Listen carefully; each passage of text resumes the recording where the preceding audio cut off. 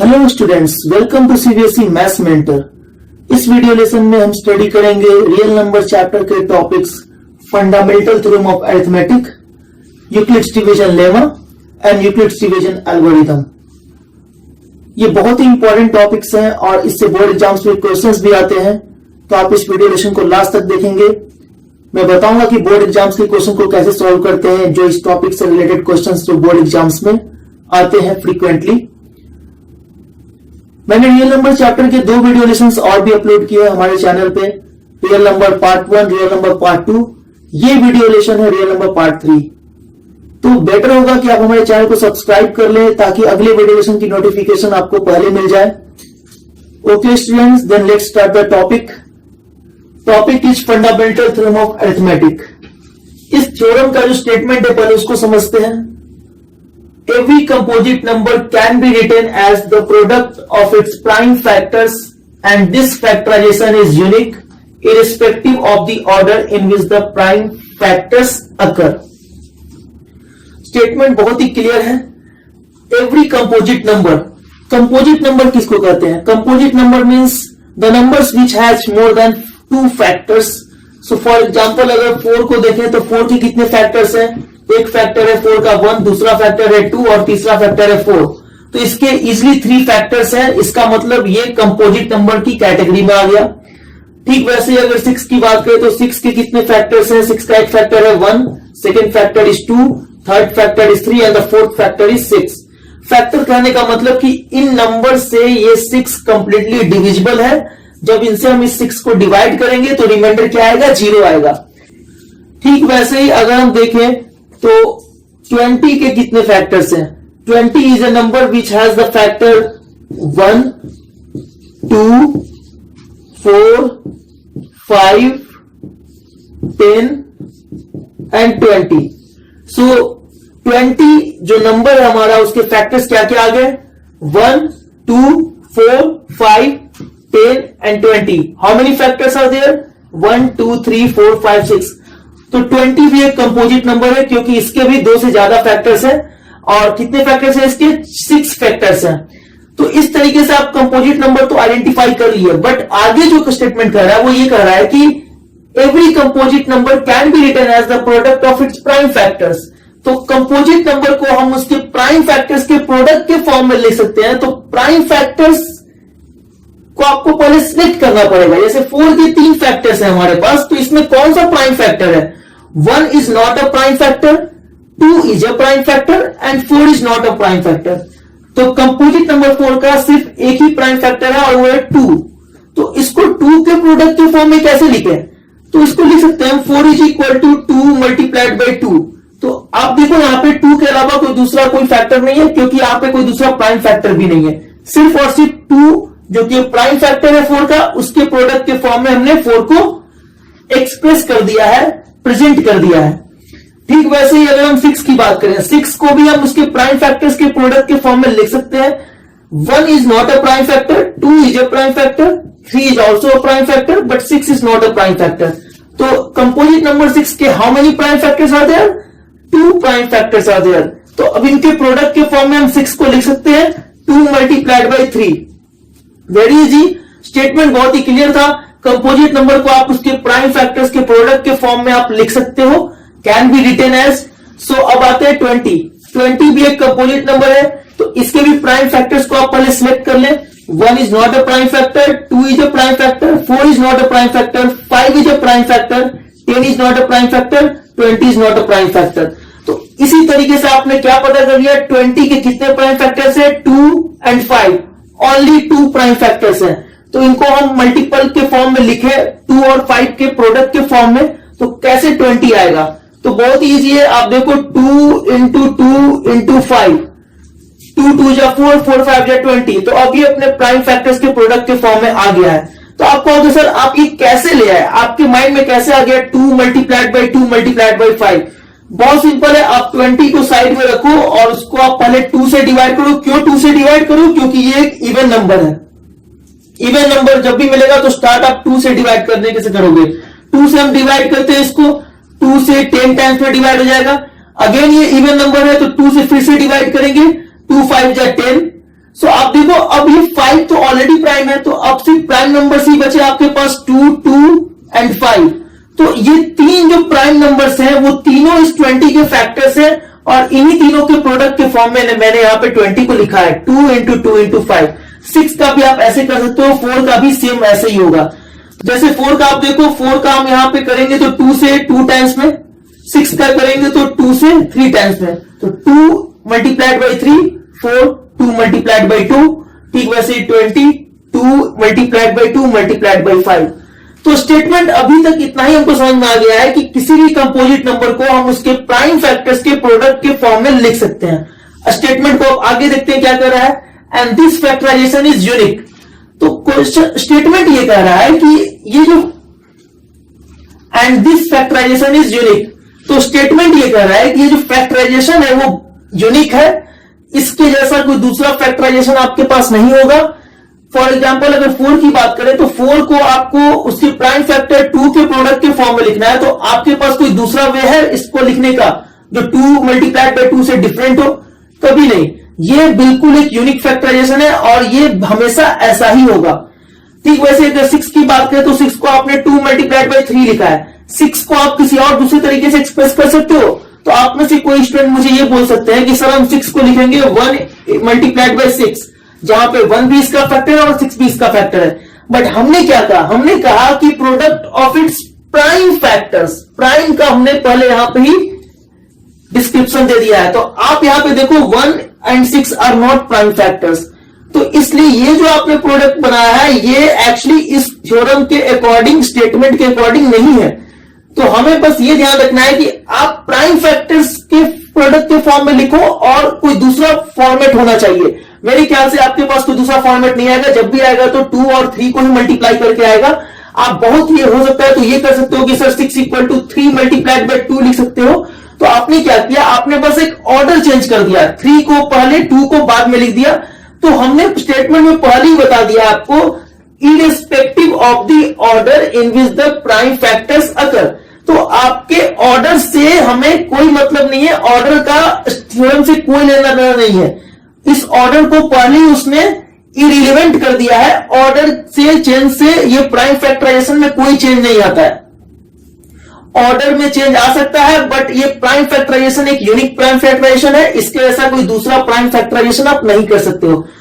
तो ठीक उसी तरह अगर 20 की बात करें तो 20 में भी 2 मल्टीप्लाइड बाई 2 मल्टीप्लाइड बाई 5 है। तो यहां भी आप बहुत होगा तो आप ऑर्डर चेंज कर सकते हो, 5 को पहले लिख दो 2 को बाद में, या फिर 2 मल्टीप्लाइड बाई 5 मल्टीप्लाइड बाई 2। तो आपने बस प्राइम फैक्टर्स के ऑर्डर को चेंज किया है, इस प्रोडक्ट में कोई चेंज नहीं है। तो वही स्टेटमेंट था। अभी तक स्टेटमेंट आपको क्लियर हो चुका है, बहुत ही सिंपल स्टेटमेंट है। तो आपको स्टेटमेंट क्लियर हो गया। स्टेटमेंट में क्या था, कोई भी कंपोजिट नंबर आप पिक कर लो, उसके फैक्टर्स को आप लिख लो, उनमें से प्राइम फैक्टर्स को आप सिलेक्ट कर लो और फिर उसको आप इजिली उस प्राइम फैक्टर्स के प्रोडक्ट के फॉर्म में लिख दोगे। तो इनफैक्ट आप इस स्टेटमेंट में आप सिर्फ एक ही टॉपिक पर डिस्कस कर रहे हो, prime factorization, prime factorization, prime factorisation. तो ये जो फंडामेंटल थ्योरम ऑफ अरिथमेटिक है इसको हम प्राइम फैक्टराइजेशन भी कहते हैं, क्योंकि ये सिर्फ प्राइम फैक्टर्स के प्रोडक्ट के फॉर्म की बात कर रहा है। तो इसका मतलब ये थ्योरम का एक और नेमिंग है, दैट इज प्राइम फैक्टराइजेशन। ये थ्योरम बहुत ही सिंपल था, आपको समझ में भी आ गया। अब जो हम इसका यूज, इस थ्योरम का क्या यूज है, बोर्ड एग्जाम्स में क्वेश्चंस क्या आते हैं इस थ्योरम से, वो मैं आपको बताता हूं। इस थ्योरम का सबसे ज्यादा इंपॉर्टेंट यूज है कि आप इस थ्योरम से एलसीएम कैलकुलेट कर सकते हो और एचसीएफ कैलकुलेट कर सकते हो। Lowest common multiple and highest common factor you can calculate by using the fundamental theorem of arithmetic और by using the prime factorisation. तो जो क्वेश्चंस जो आते हैं बोर्ड एग्जाम से वो कुछ ऐसे आते हैं। फॉर एग्जाम्पल आपके पास में 3 डिफरेंट नंबर्स दे रहा हूं, 84, 90 एंड 120, और मैंने ये कहा कि you have to find out the LCM of this 3 numbers. आपको इन तीनों नंबर का एलसीएम कैलकुलेट करना है और क्वेश्चन में पहले ही लिख दिया गया है बाय यूजिंग प्राइम फैक्टराइजेशन। तो आपको प्राइम फैक्टराइजेशन यूज करके आपको इन 3 डिफरेंट नंबर्स का एलसीएम कैलकुलेट करना है। तो आपको करना क्या होगा, 84 को पहले, 84 इज ए कंपोजिट नंबर, तो आप इस 84 को उसके प्राइम फैक्टर्स के प्रोडक्ट के फॉर्म में पहले लिख लोगे। तो आप पहले 84 को ये तो पता करो कि इसके प्राइम फैक्टर्स क्या क्या है।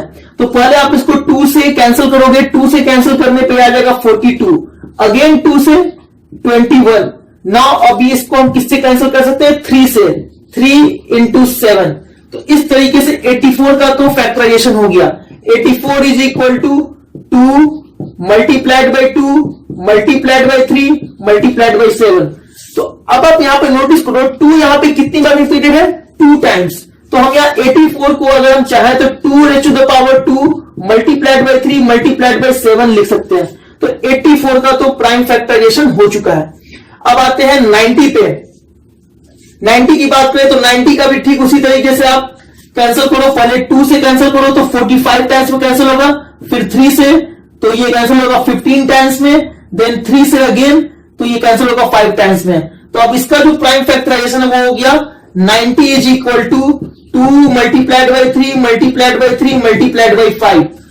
तो आप यहां पे नोटिस करो, यहां पे 3 2 टाइम्स रिपीटेड है मल्टीप्लीकेशन सिंबल के साथ। सो 2 मल्टीप्लाइड बाई 3 पे पावर 2 आ जाएगा, 3 raised to the power 2 into 5, क्योंकि 3 यहां पे 2 बार मल्टीप्लाइड है तो 3 को हमने 2 पावर रेज कर दिया। अब उसी तरीके से आप 120 का भी फैक्टराइजेशन कर लो। 120 का अगर आप देखोगे 2 से पहले कैंसिल करते हैं इसको 60, अगेन 2 से 30, अगेन 2 से 15 एंड देन 3 से 5। तो अब ये पॉसिबल नहीं आगे फैक्टराइज करना, 5 तक आके ये रुक गया है। तो अब इसको हम 120 को क्या लिख सकते हैं, 120 is equal to 2 multiplied by 2 multiplied by 2 and then multiplied by 3 multiplied by 5। तो इस तरीके से आप देखो यहाँ पे 2 जो है 3 टाइम्स रिपीटेड है मल्टीप्लीकेशन सिंबल के साथ। So 120 is equal to 2 raised to the power 3 multiplied by 3 multiplied by 5। अब यहां पे आपने 84, 120 और 90 का प्राइम फैक्टराइजेशन कर लिया है। अब बारी है इसका एलसीएम कैलकुलेट करने की। तो एलसीएम कैलकुलेट करने के लिए आपको एक टेबल बनाना पड़ेगा। वो टेबल कैसे बनाते मैं बताता हूं। प्राइम फैक्टराइजेशन मेथड से आपको एलसीएम निकालना था।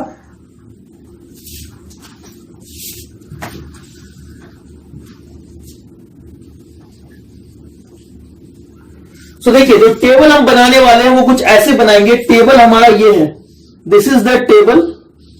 इस टेबल में आप नोटिस क्या करोगे, मैं यहां पे 2 कॉलम बनाने वाला हूं। मेरा जो पहला कॉलम होगा वो होगा प्राइम फैक्टर और जो दूसरा कॉलम होगा वो होगा हाईएस्ट पावर या हाईएस्ट एक्सपोनेंट।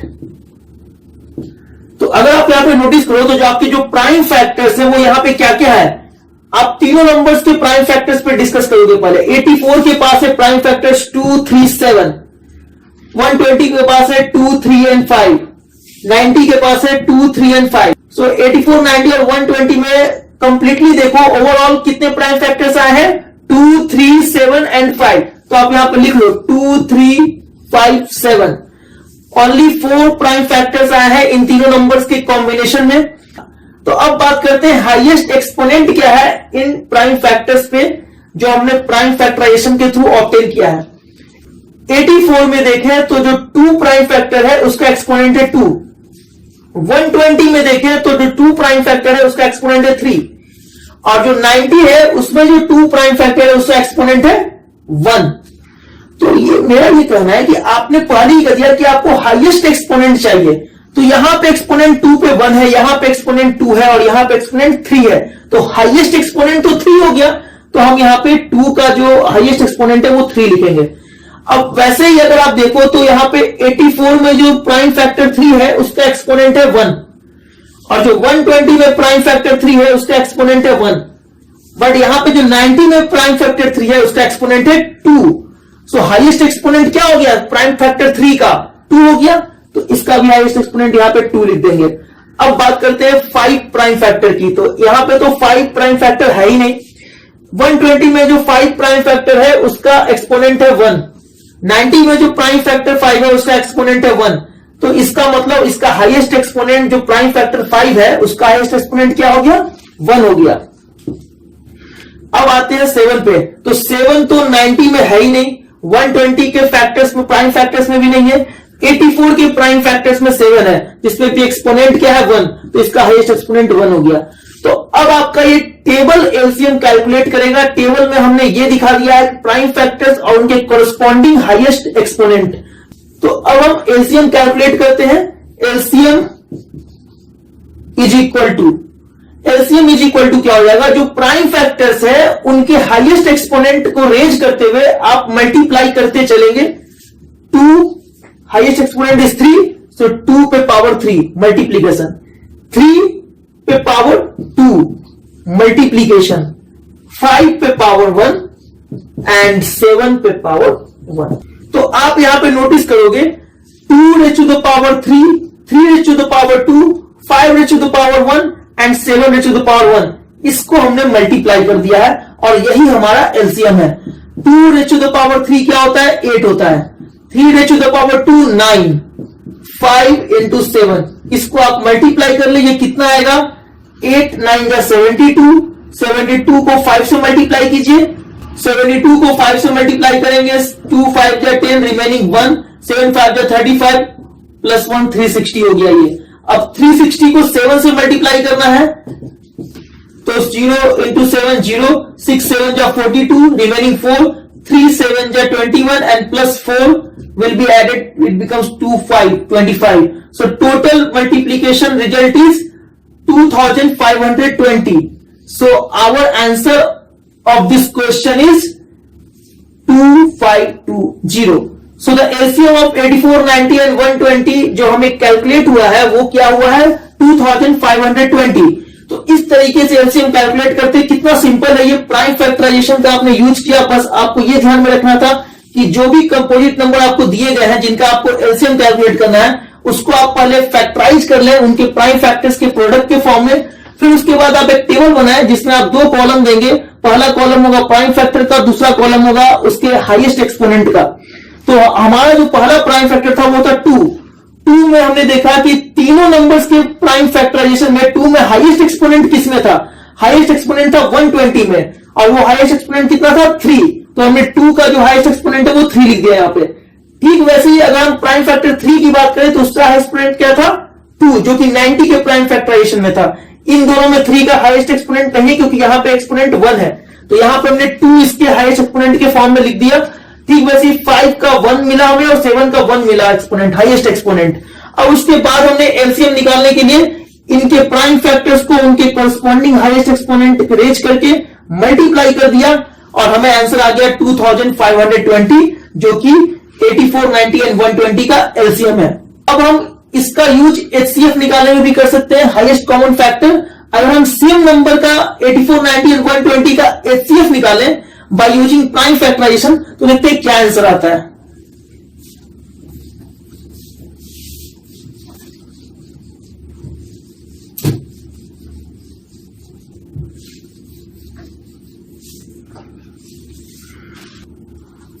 आपको एचसीएफ निकालना है 84, 90 एंड 120 का बाय यूजिंग प्राइम फैक्टराइजेशन। तो आपको प्राइम फैक्टराइजेशन की जरूरत पड़ेगी। 84, 120 और 90 का प्राइम फैक्टराइजेशन क्या था, 2 multiplied by 3 raise to the power 2 multiplied by 5। तो एचसीएफ कैलकुलेट करने के लिए आपको एक टेबल ड्रॉ करना पड़ेगा। जैसे एलसीएम में एक टेबल ड्रॉ किया था हमने, ठीक वैसे एचसीएफ के लिए भी एक टेबल ड्रॉ कर रहे हैं। और एचसीएफ में भी 2 कॉलम्स होंगे इसके टेबल में। फर्स्ट कॉलम में आप लिखोगे कॉमन प्राइम फैक्टर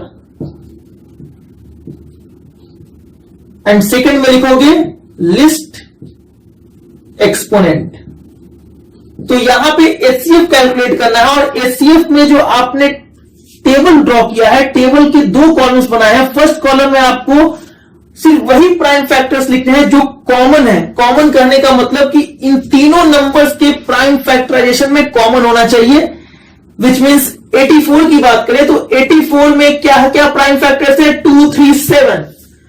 तो ये जो प्राइम फैक्टर 2 है, क्या वो 120 के प्राइम फैक्टर्स में है 2 है यहां पे। क्या वो 90 के प्राइम फैक्टर्स में है, यस है। तो 2 जो प्राइम फैक्टर है वो 90, 84 और 120 तीनों में कॉमन है, तो आप इसको लिख लो 2। जो कॉमन प्राइम फैक्टर्स आएंगे उनको आप यहां पे सेपरेट आउट करते जाओगे। 90 के प्राइम फैक्टर्स में 2 था, 84 के प्राइम फैक्टर्स में 2 था और 120 के प्राइम फैक्टर्स में 2 था। और दूसरा जो कॉमन प्राइम फैक्टर है उसको भी देख लेते हैं। 3 90 के प्राइम फैक्टर्स में है, 84 के प्राइम फैक्टर्स में भी 3 है और 120 के प्राइम फैक्टर्स में भी 3 है। तो 3 भी इन तीनों के प्राइम फैक्टर्स में कॉमन है, तो 3 भी यहां पे हम लिखेंगे। अब नेक्स्ट देखते हैं। नेक्स्ट अगर देखें तो 90 के प्राइम फैक्टर्स में 5 है, बट 84 के प्राइम फैक्टर्स में 5 नहीं है, तो हमें 5 नहीं सिलेक्ट करना है, क्योंकि हमें वही प्राइम फैक्टर चाहिए जो तीनों के प्राइम फैक्टर्स में कॉमन हो। ठीक वैसे ही 7 84 के प्राइम फैक्टर्स में है, बट 90 और 120 के प्राइम फैक्टर्स में नहीं है, तो 7 को भी सिलेक्ट नहीं करेंगे और 5 को भी सिलेक्ट नहीं करेंगे। तो हमारे पास जो कॉलम जो रेडी किया हमने, वहां पे बस 2 ही कॉमन प्राइम फैक्टर आए हैं, 1:2 अनदर इज 3। अब इन दोनों पे जो लिस्ट एक्सपोनेंट है, हमें स्मॉलेस्ट एक्सपोनेंट चाहिए। 90 पे जो प्राइम फैक्टर 2 है उसका एक्सपोनेंट है 1। 84 में जो प्राइम फैक्टर 2 है उसका एक्सपोनेंट है 2।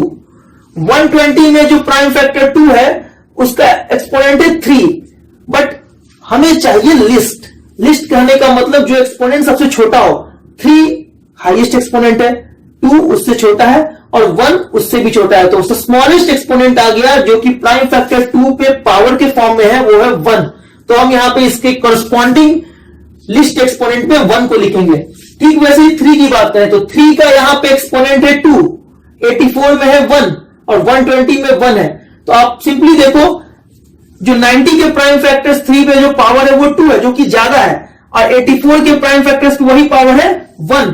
तो हमें स्मॉलेस्ट एक्सपोनेंट चाहिए, तो इसका मतलब 1 is the smallest exponent on the prime factor 3। तो यहां पे 3 के पास भी लिस्ट एक्सपोनेंट में 1 आ जाएगा। अब आते हैं एचसीएफ कैलकुलेट करने में। तो एचसीएफ बहुत ही सिंपल है। अगेन जैसे एलसीएम हमने मल्टीप्लाई किया था पावर रेज करके, ठीक वैसे यहां भी कर देंगे। तो 2 पे पावर 1 रेज हो जाएगा, मल्टीप्लीकेशन 3 पे पावर 1 रेज हो जाएगा। तो इस तरीके से 2 into 3 आ गया, which is 6। So the HCF of 84, 90 and 120 is 6। तो इजीली कैलकुलेट कर लिया हमने। और इस तरह का क्वेश्चन एग्जाम में पूछा जाता है, बोर्ड एग्जाम्स में। आपको बस सिंपली ये कैलकुलेट करने बोलेगा, फाइंड द एलसीएम और find the HCF by using prime factorisation. आपको करना क्या है, पहले आपको बहुत ही सिंपल तरीके से जितने भी नंबर्स आपको दिए जाएंगे उनको आप पहले प्राइम फैक्टराइजेशन के फॉर्म में लिख लोगे, उसके प्राइम फैक्टर्स के प्रोडक्ट के फॉर्म में लिख लोगे। उसके बाद आप उसके टेबल को ड्रॉ कर लोगे। टेबल जब एचसीएफ की बारी आएगी तो आपको कॉमन प्राइम फैक्टर चाहिए जो कि तीनों के प्राइम फैक्टर्स में कॉमन हो, और उसके ऊपर लिस्ट एक्सपोनेंट आपको रेज करना है और बाद में मल्टीप्लाई कर देना है। ठीक वैसे ही अगर हम बात करें एलसीएम की, तो एलसीएम में आपको कॉलम्स तो बनाने हैं, बट कॉलम्स में जो आपका 2 कॉलम बनेगा, पहला कॉलम बनेगा प्राइम फैक्टर का, वहां पे कॉमन नहीं, आपको सारे प्राइम फैक्टर चाहिए। जितने भी प्राइम फैक्टर्स आ गए, जैसे 5 7 भी आ जाएगा यहां पे, लेकिन यहां पे 5 7 नहीं आया है। और उसके बाद आपको यहां पे हाईएस्ट एक्सपोनेंट चाहिए। तो बस आपको यह ध्यान रखना है, एलसीएम के लिए आपको सभी प्राइम फैक्टर को सिलेक्ट करना है और उसके हाईएस्ट एक्सपोनेंट को सिलेक्ट करना है, जबकि एचसीएफ के लिए आपको सिर्फ कॉमन प्राइम फैक्टर को सिलेक्ट करना है और उसके लिस्ट एक्सपोनेंट को सिलेक्ट करना है। बस यही डिफरेंस है, इस पे आप फोकस रखें। जब भी आपको एलसीएम एचसीएफ निकालना है तो टेबल को कैसे ड्रॉ करना है इस पे आप फोकस रखें। बाकी सेम मेथड है, आपको प्राइम फैक्टराइज दोनों केस में करना होता है। ओके, तो अब नेक्स्ट टॉपिक पे आते हैं। नेक्स्ट टॉपिक मैं आपको बताने वाला हूं वो है एलसीएम और एचसीएफ में रिलेशन। फॉर एग्जांपल 2 नंबर है आपके पास ए और बी, उसका एलसीएम और HCF. A and B are 2 positive integers, जिसके की एलसीएम और एचसीएफ में मैं आपको रिलेशन बताने वाला हूं। LCM of A and B, HCF of A and B. आप नोटिस क्या करोगे, जब भी हम एलसीएम और एचसीएफ को मल्टीप्लाई करते हैं for 2 integers, for 2 positive integers जो कि हमारे पास है ए एंड बी, इसके एलसीएम और एचसीएफ को जब आप मल्टीप्लाई करोगे तो वो इक्वल होगा इन दोनों नंबर्स के प्रोडक्ट के इक्वल होगा। यानी ए और बी को मल्टीप्लाई करो या फिर उसके एलसीएम और एचसीएफ को मल्टीप्लाई करो, result will be the same. तो ये कैसे होता है आपको मैं एग्जांपल के थ्रू समझाता हूं। जैसे फॉर एग्जांपल अगर हम बात करें 12 एंड 42, 12 एंड 42 का अगर एलसीएम को देखें तो एलसीएम क्या होगा इसका। एलसीएम निकालने के लिए हम क्या करेंगे, पहले एलसीएम निकालने के लिए हम 12 को पहले फैक्टराइज कर लेंगे, फैक्टराइज करने पे क्या आ जाएगा 12 का, 2 से कैंसिल कीजिए 6 टाइम्स पे, फिर 2 से 3 टाइम्स पे, तो ये आ गया 2 इंटू 2 इंटू 3। 42 को भी फैक्टराइज कर लेंगे उसी तरीके से, 42 को फैक्टराइज करेंगे तो 2 से 21 टाइम्स में, देन 3 से 7 टाइम्स में, ये आ गया 2 इंटू 3 इंटू 7। तो ओवरऑल अगर आप इसको और भी अच्छे से लिखोगे तो 2 पे पावर 2 आ जाएगा, क्योंकि 2 टाइम्स है यहाँ पे, और ये मल्टीप्लाइड बाई 3 हो गया, और ये जैसे था वैसे रहेगा, क्योंकि यहाँ पे कोई भी रिपीट नहीं हुआ है, सब सिंगल टाइम्स भी अपीयर हुए हैं। तो 42 और 12 का आपने प्राइम फैक्टराइजेशन कर लिया। अब एलसीएम की बारी है, तो एलसीएम में हम क्या करते हैं, सिर्फ आपको सारे प्राइम फैक्टर्स चाहिए एलसीएम में, तो क्या क्या प्राइम फैक्टर्स यहाँ पे 2 है, 3 है, 7 है, तो 2, 3, 7 लिख लीजिए। अब बारी है हाईएस्ट एक्सपोनेंट की, यहाँ पे 2 पे एक्सपोनेंट 1 है और यहाँ पे एक्सपोनेंट 2 है, तो हमें तो हाईएस्ट एक्सपोनेंट चाहिए, तो 2 पे पावर 2 हो जाएगा यहाँ पे। ठीक वैसे ही 3 पे यहाँ पे पावर 1 है और यहाँ भी पावर 1 है, तो यहाँ पे हाईएस्ट एक्सपोनेंट 1 ही रहेगा। 7 भी यहाँ पे पावर इसका एक्सपोनेंट 1 है, तो यहाँ भी हाईएस्ट एक्सपोनेंट 1 ही रहेगा। तो एलसीएम क्या आ गया, 12 एंड 42 का एलसीएम ये हो गया 2 पे power 2 which means 4 into 3 into 7. So what is the answer? 4 multiplied by 3 is equal to 12 and 12 into 7 84. तो LCM आ चुका है 12 and 42 का 84। अब आते हैं HCF पे। तो HCF में क्या होता है, हमें सिर्फ कॉमन प्राइम फैक्टर चाहिए जो इन दोनों के फैक्टराइजेशन में कॉमन हो। तो आप देखो 2 इसमें भी है, 2 इसमें भी है, तो 2 यहां आ जाएगा, 3 इसमें भी है, 3 इसमें भी है, तो 3 यहां आ जाएगा। बट 7 इन दोनों में कॉमन नहीं है, तो 7 नहीं लेंगे हम लोग। तो एचसीएफ निकालने के लिए आपने सिर्फ कॉमन प्राइम फैक्टर्स को लिखना है प्रोडक्ट के फॉर्म में, और उसके ऊपर जो पावर रेज करेंगे वो रेज करेंगे स्मॉलेस्ट पावर। स्मॉलेस्ट पावर की बात करें तो 2 पे यहाँ पे पावर 2 है, बट यहाँ पे पावर 1 है, तो स्मॉलेस्ट क्या पावर हो गया 1, तो यहाँ पे 2 पे पावर 1 कर देंगे। ठीक वैसे अगर 3 की बात करें तो एक्सपोनेंट दोनों पे 1 है, तो स्मॉलेस्ट 1 ही रह गया। तो क्या आ गया इसका एचसीएफ 2 into 3 विच इज 6। तो 12 और 42 का जो एलसीएम आया वो 84 आया है और एचसीएफ आया है 6।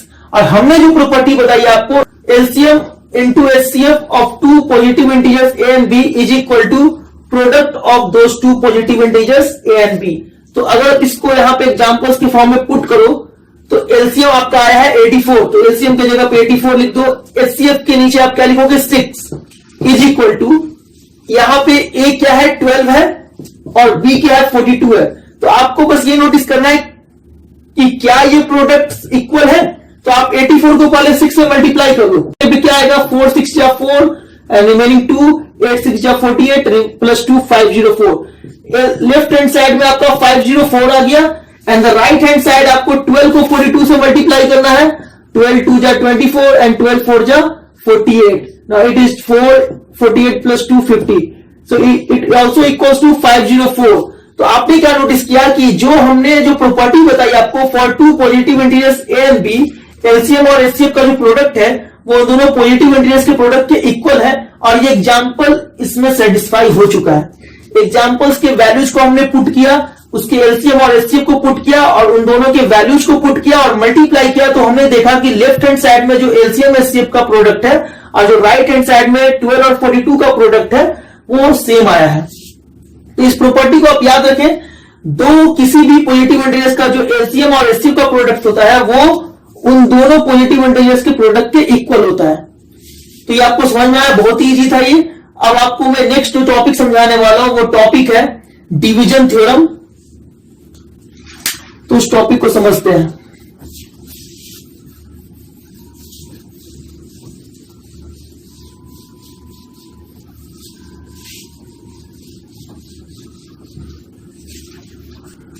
ओके, तो डिवीजन थ्योरम के स्टेटमेंट को पहले समझते हैं। डिवीजन थ्योरम, डिवीजन थ्योरम का स्टेटमेंट क्या है, for any 2 integers a and b there exist unique integers q and r such that a is equal to bq plus r where b not equal to 0 and r is between 0 and modulus of b। तो आप यहां पे बहुत ज्यादा confuse हो गए हो, क्या मैं लिख रहा हूं, क्या स्टेटमेंट है ये। स्टेटमेंट को मैं आपको ब्रेक करके समझाता हूं, एक एक पार्ट को। For any two integers A and B, A और बी कोई दो इंटीजर आपके पास है। फॉर एग्जाम्पल अगर हम कहें तो 3 और 7 को ले लेते हैं, 3 एंड 7 और 2 इंटीजर्स। तो हमने यहाँ पे ए और बी दो इंटीजर्स ले लिए, 3 एंड 7। किसी भी दो इंटीजर्स के लिए there exist unique integers Q and R, दो और इंटीजर एग्जिस्ट करेंगे Q and R such that A is equal to B Q plus R. ये इक्वेशन सेटिस्फाई होना चाहिए। क्यू एंड आर आपको दो ऐसे इंटीजर मिलेंगे और जो एकदम यूनिक होंगे, उसके जैसा कोई दूसरा कॉम्बिनेशन नहीं होगा। क्यू और आर का जो कॉम्बिनेशन होगा वो कुछ ऐसा होगा कि ये इक्वेशन सेटिस्फाई होना चाहिए, A is equal to B Q plus R, where B not equal to 0। B यहां पे 0 के इक्वल नहीं होना चाहिए और जो आपका जो रिमाइंडर है वो 0 या फिर 0 और मॉडुलस के बीच में आएगा। Modulus of what? Modulus of B. अब पूछोगे सर ये मॉडुलस क्या होता है? तो मॉडुलस जैसे फॉर एग्जांपल कोई भी निगेटिव इंटीजर के आगे अगर मॉडुलस लग जाए तो वो अपने आप पॉजिटिव बन जाता है। विच मीन्स मॉडुलस क्या करता है? मॉडुलस किसी भी निगेटिव साइन को कन्वर्ट करके पॉजिटिव में कन्वर्ट कर देता है। तो इसका मतलब अगर आपका कोई भी निगेटिव नंबर और उसके आगे मॉडुलस लग जाए तो वो ऑटोमेटिकली पॉजिटिव बन जाएगा। तो ये मॉडुलस कहने का मतलब कि modulus is a operation to convert the sign of a negative number. तो ठीक वैसे ही यहां पे रिमाइंडर जो है वो आप नोटिस करो, ये 0 या 0 से ज्यादा है। तो 0 या 0 से ज्यादा ये तो समझ में आ गया, लेकिन यहां पे ये कह रहा है कि b के मॉडुलस यानी b यहां पे निगेटिव हो सकता है।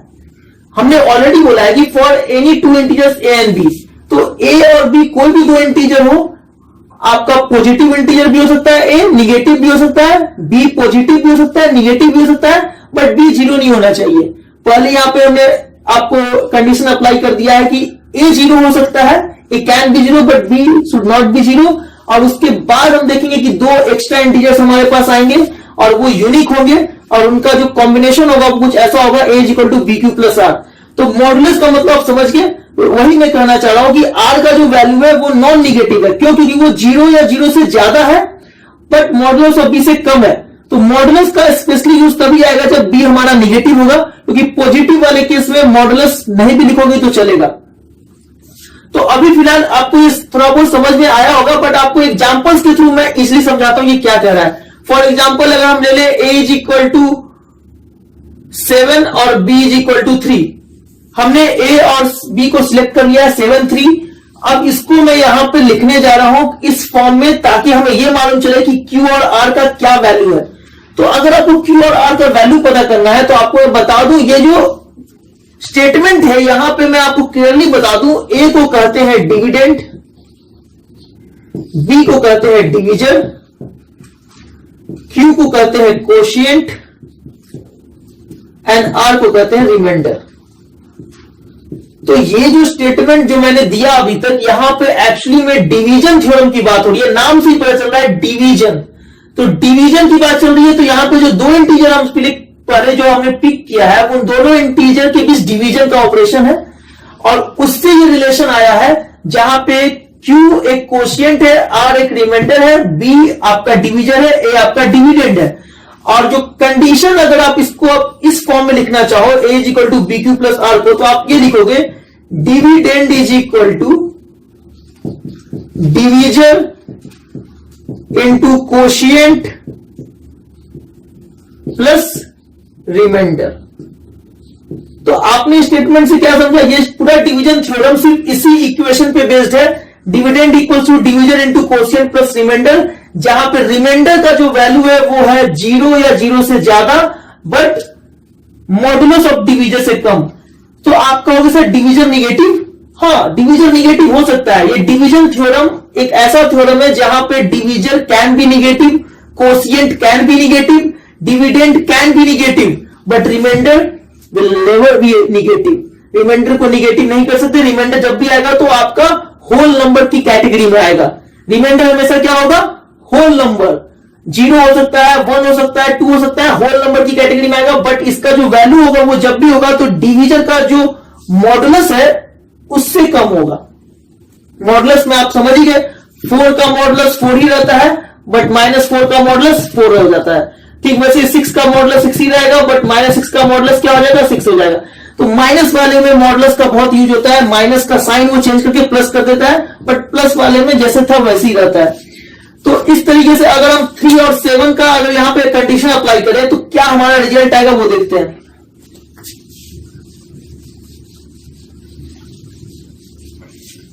तो जैसे आप देखिए 3 और 7 की बात की हमने, तो यहां पे हमने पहले ही बोल दिया कि 7 जो है डिविडेंड है, तो 7 को आपने डिविडेंड ले लिया। 3 आपका डिवीजर है, तो 3 को आपने डिवीजर लिया, 3q plus r। q and r का वैल्यू आपको पता नहीं है, तो ऐसा करेंगे हम 7 जो कि डिविडेंड था उसको 3 से डिवाइड कर देंगे। तो 3 से आप जब इसको डिवाइड करोगे तो 3 2 जा 6 आप कैंसिल करना चाहोगे तो ये 1 रिमाइंडर दे देगा। तो आप यहां पे देखो डिवीजर जो था 3 था, डिविडेंड 7 था, कोशिएंट आपको 2 आया और रिमाइंडर क्या आ गया 1। तो इसके फॉर्म में, इसके कॉम्बिनेशन के फॉर्म में कैसे लिखोगे आप, 7 is equal to 3 into Q is what, Q is 2 plus remainder is 1। तो ये आ गया। तो इसका मतलब आपको यहां पे 2 यूनिक इंटीजर्स मिले क्यू एंड आर, जो कि 2 एंड 1 है। उसके अलावा कोई दूसरा कॉम्बिनेशन आपके पास नहीं आएगा, 2 और 1 ही आएगा, जिससे कि ये कंडीशन सेटिस्फाई हो जाएगा, a is equal to B Q plus R. तो ये था 3 और 7 के लिए। अगर हम निगेटिव इंटीजर्स की बात करें, अभी तक हमने क्या बोला आपको, फॉर एनी 2 इंटीजर्स, तो इसका मतलब अभी तो हमने 7 और 3 पॉजिटिव लिया, अब आपको हम निगेटिव वाले केस में दिखाते हैं क्या होता है।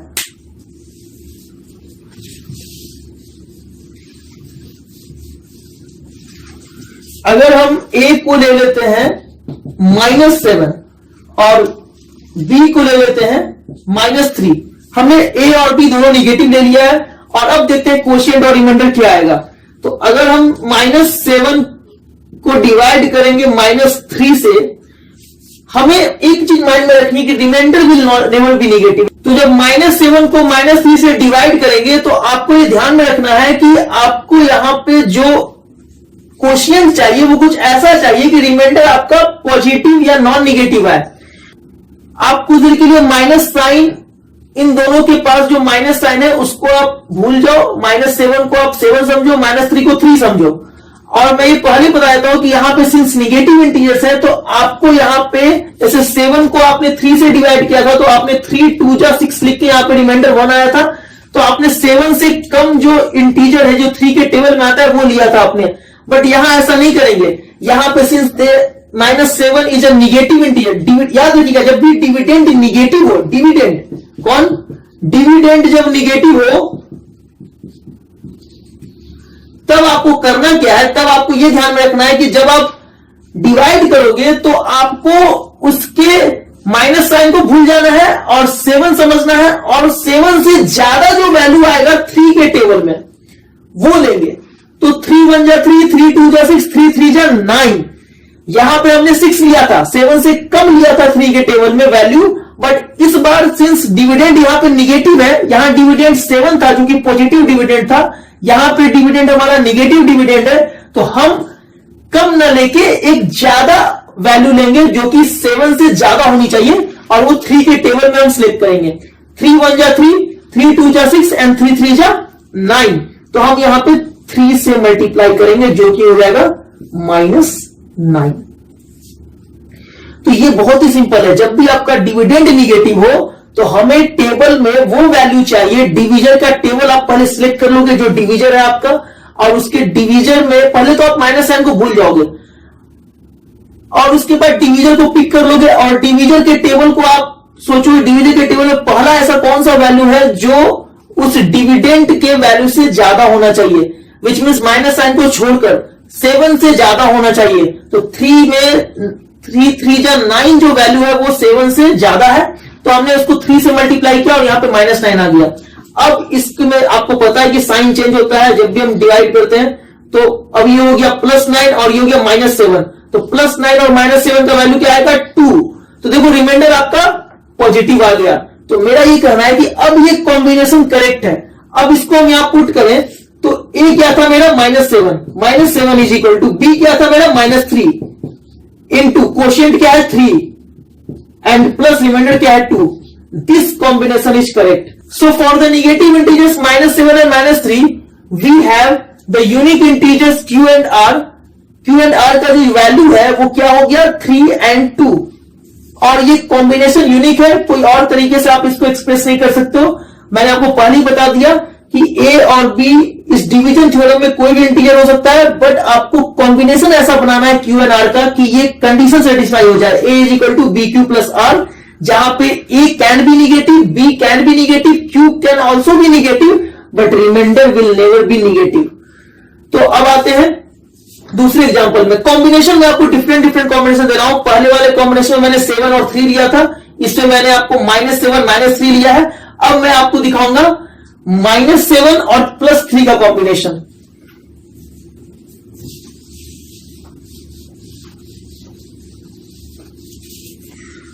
फॉर एग्जाम्पल अगर मेरा ए है -7 और बी है +3, तो अब आप कहोगे कि सर अब क्या करें? तो मैंने क्या कहा कि डिविडेंड जब भी निगेटिव हो, डिविडेंड इज निगेटिव, तो वैसे केस में आपको ध्यान में रखना है कि जो आप टेबल में वैल्यू पिक करोगे वो डिविडेंड से ज्यादा होना चाहिए।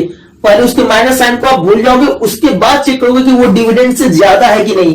तो जैसे फॉर एग्जांपल आप 3 से डिवाइड करोगे -7 को, तो आप पहले माइनस साइन को भूल जाओ, आप समझो कि यहां 7 है, और 3 से डिवाइड करोगे 7 को, और सिंस माइंड में आपको यह रखना है कि डिविडेंड निगेटिव है, तो आपको 7 से ज्यादा वाला वैल्यू 3 के टेबल में चाहिए। तो 3 1 जा 3, 3 2 जा 6, 3 3 जा 9। तो आपने देखा कि यहां पे आपको 9 आ गया है, तो आप यहां पे 9 लिख दोगे और 3 लिख दोगे। और बात क्या है कि यहां पे हमको साइन क्या चाहिए? प्लस साइन चाहिए सबट्रैक्शन करने के लिए। अगर आप यहां पे 3 3 जा 9 लिखोगे तो 9 के नीचे माइनस आ जाएगा, और माइनस माइनस ऐड करोगे तो और निगेटिव आ जाएगा, यानी कि आपको आ जाएगा -16। लेकिन आपको रिमाइंडर क्या चाहिए? नॉन निगेटिव चाहिए। तो आप यहां पे ध्यान रखोगे कि यहां पे सिंस आपको निगेटिव चाहिए, -9 चाहिए, -9 बाद में प्लस बन जाएगा। डिवीजन के जो प्रॉपर्टी को हम जानते हैं, जब भी हम डिवाइड करते हैं तो जो हमारा रिजल्ट आता है वो ऑटोमेटिकली यहां पे चेंज हो जाता है, क्योंकि यहां पे सब्ट्रैक्शन होता है। तो यहां पे हमको चाहिए -9 ताकि ये +9 बन जाए, और +9 में -7 को लेस करेंगे तो हमें 2 आ जाएगा। तो उस तरीके से आप 3 में क्या मल्टीप्लाई करोगे कि यहां पे -9 आएगा? तो 3 में हम -3 से मल्टीप्लाई करेंगे तो हमें -9 आएगा, और फिर ये प्लस बनेगा, फिर +9 में अगर 7 माइनस कर दोगे तो आएगा 2। तो ये कॉम्बिनेशन आया आपका, Q और R का जो कॉम्बिनेशन आया है वो आपका आया है -3 and 2। तो अब ये जो इक्वेशन है वो कुछ ऐसा हो जाएगा, as -7 is equal to B is 3 and the quotient is -3 and the plus remainder is 2। तो आप नोटिस क्या करोगे कि सारा आपको जो फोकस रखना है वो यहां पे रखना है कि यहां पे हम कौन सा नंबर यहां पे मल्टीप्लाई करें कोशिएंट में रख के, कि यहां पे आपका जो नंबर आए वो कॉम्बिनेशन ऐसा हो कि माइनस प्लस करने के बाद वो रिमाइंडर नॉन निगेटिव आ जाए। तो बहुत ही सिंपल है। मैं आपको एक और एग्जांपल दे दूंगा जहां पे आप इसको दोबारा समझोगे तो ये कॉन्सेप्ट और भी क्लियर हो जाएगा। तो अभी मैं आपको एक दूसरा कॉम्बिनेशन दे रहा हूं। इस बार ए को पॉजिटिव लेंगे और बी को निगेटिव लेंगे। ए मेरा हो गया 7 और बी हो गया -3। अब हम इसको डिवाइड करते हैं, 7 को डिवाइड कर रहे हैं -3 से। तो पहले तो आप देखोगे कि डिविडेंड यहां पे पॉजिटिव आ गया है, और हमने क्या बोला था, पॉजिटिव वाले केस में उल्टा होता है।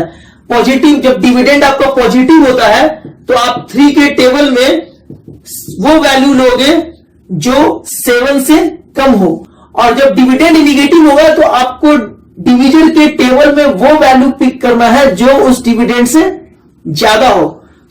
तो जो वैल्यू आपको चाहिए, जब आप 7 को -3 से डिवाइड करोगे तो आपको 7 से कम वाला वैल्यू चाहिए 3 के टेबल में, जो कि होता है 6। तो आप यहां पे 2 से मल्टीप्लाई करोगे, लेकिन जब -3 को 2 से मल्टीप्लाई करोगे तो ये हो जाएगा -6। और हमको पता है डिवीजन में क्या होता है, सब्ट्रैक्शन, तो ये माइनस बन जाएगा प्लस, और 7 और 6 ऐड हो गया, हो जाएगा 13। तो हमने क्या कहा कि ये नहीं करेंगे, रिमाइंडर का वैल्यू कभी भी आपका -3 का मॉडुलस से ज्यादा नहीं आना चाहिए। -3 का मॉडुलस होता है 3, तो 3 से ज्यादा कैसे आ जाएगा रिमाइंडर? रिमाइंडर तो आपको ऑलरेडी कहा गया है कि आपको डिवीजन के मॉडुलस से कम रखना है। तो इसका मतलब ये हुआ कि हम कहीं ना कहीं गलत जा रहे हैं। तो हमें ये ध्यान में रखना है कि अगर यहां +2 काम नहीं कर रहा है तो जरूर -2 काम कर जाएगा। तो -3 इंटू -2 कितना होता है? +6 होता है। 9 6, अब जब माइनस होगा तो रिमाइंडर क्या आ गया? 1।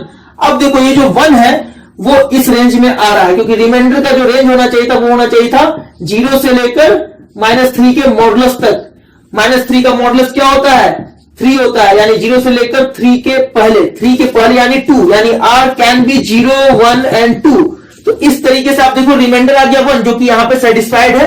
तो इस तरीके से आपको कॉम्बिनेशन बनाना होगा कि आपका ये जो कंडीशन है रिमाइंडर का वो भी सेटिस्फाई हो जाए और ये जो इक्वेशन है वो भी सेटिस्फाई हो जाए। तो अब यहां पे देखो -3 और 7 के इंटीजर के लिए हमारा Q और R का जो यूनिक एग्जिस्टेंस आया वो क्या आया है, A इज इक्वल टू आपका 7 है, इज इक्वल टू B क्या है -3 है, इंटू Q आ गया आपका -2 और रिमाइंडर आ गया 1।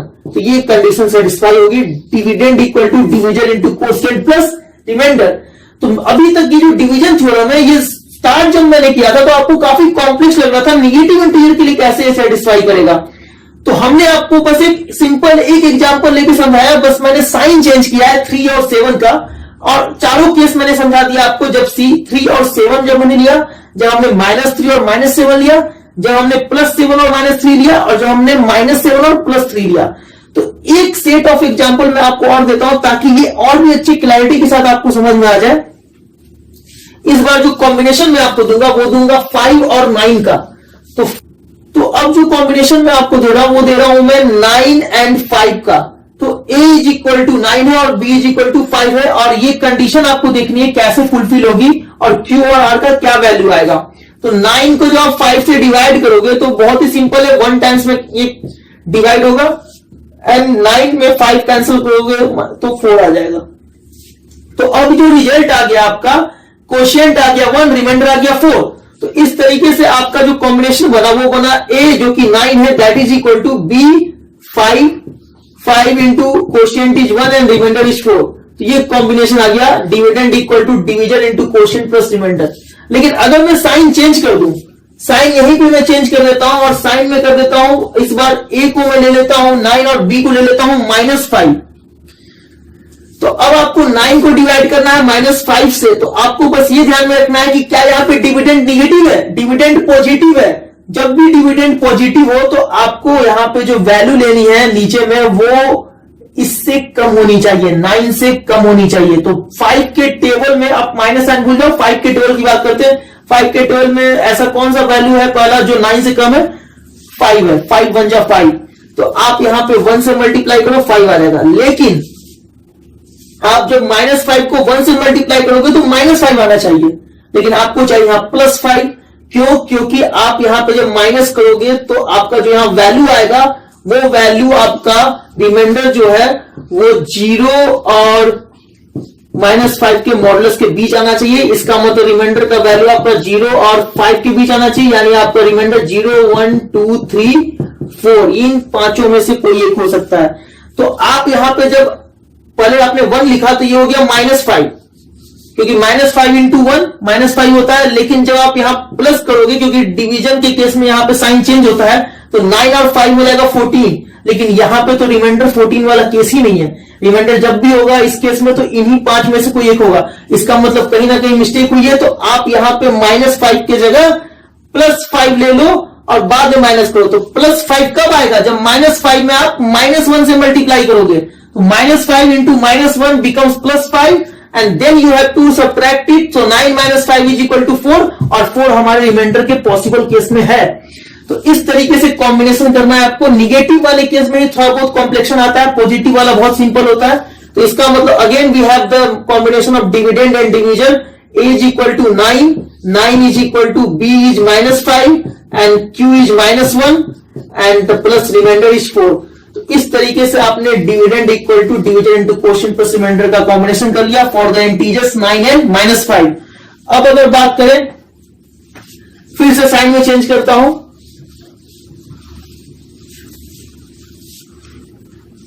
A is equal to -9 and B is equal to +5। तो इस बार A क्या है? -9 है, डिविडेंड नेगेटिव आ गया है। तो आपको ध्यान रखना है कि अब इसके जो नीचे जो वैल्यू होगा वो 9 से ज्यादा होना चाहिए।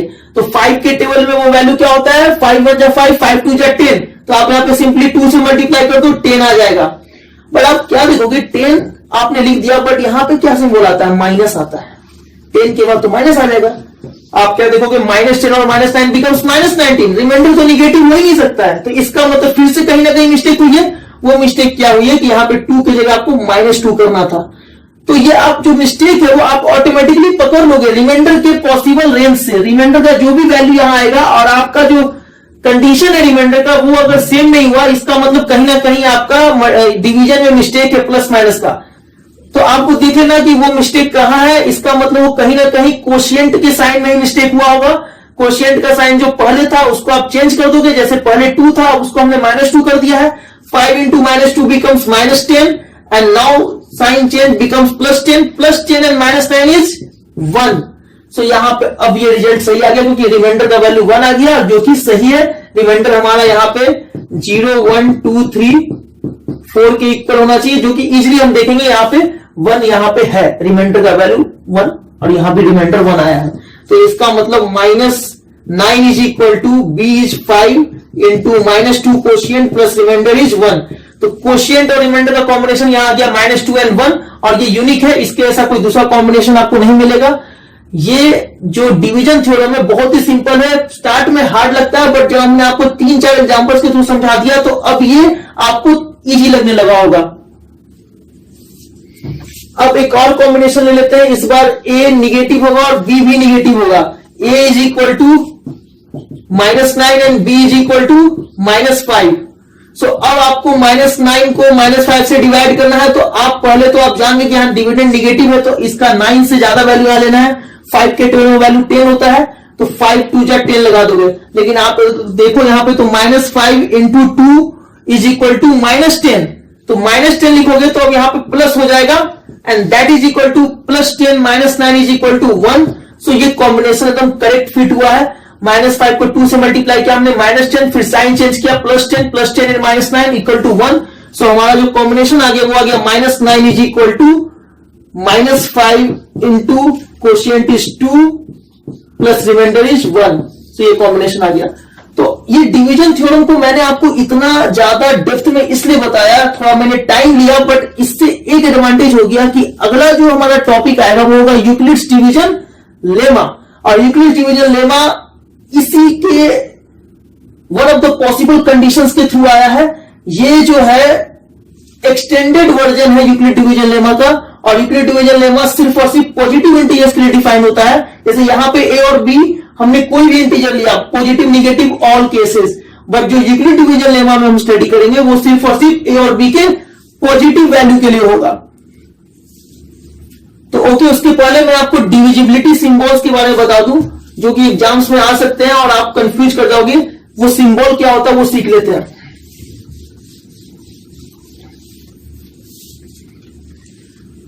जैसे डिविजिबिलिटी सिंबल की बात करें तो सबसे पहले तो आपको मैं ये बताऊंगा कि सिंबल होता क्या है।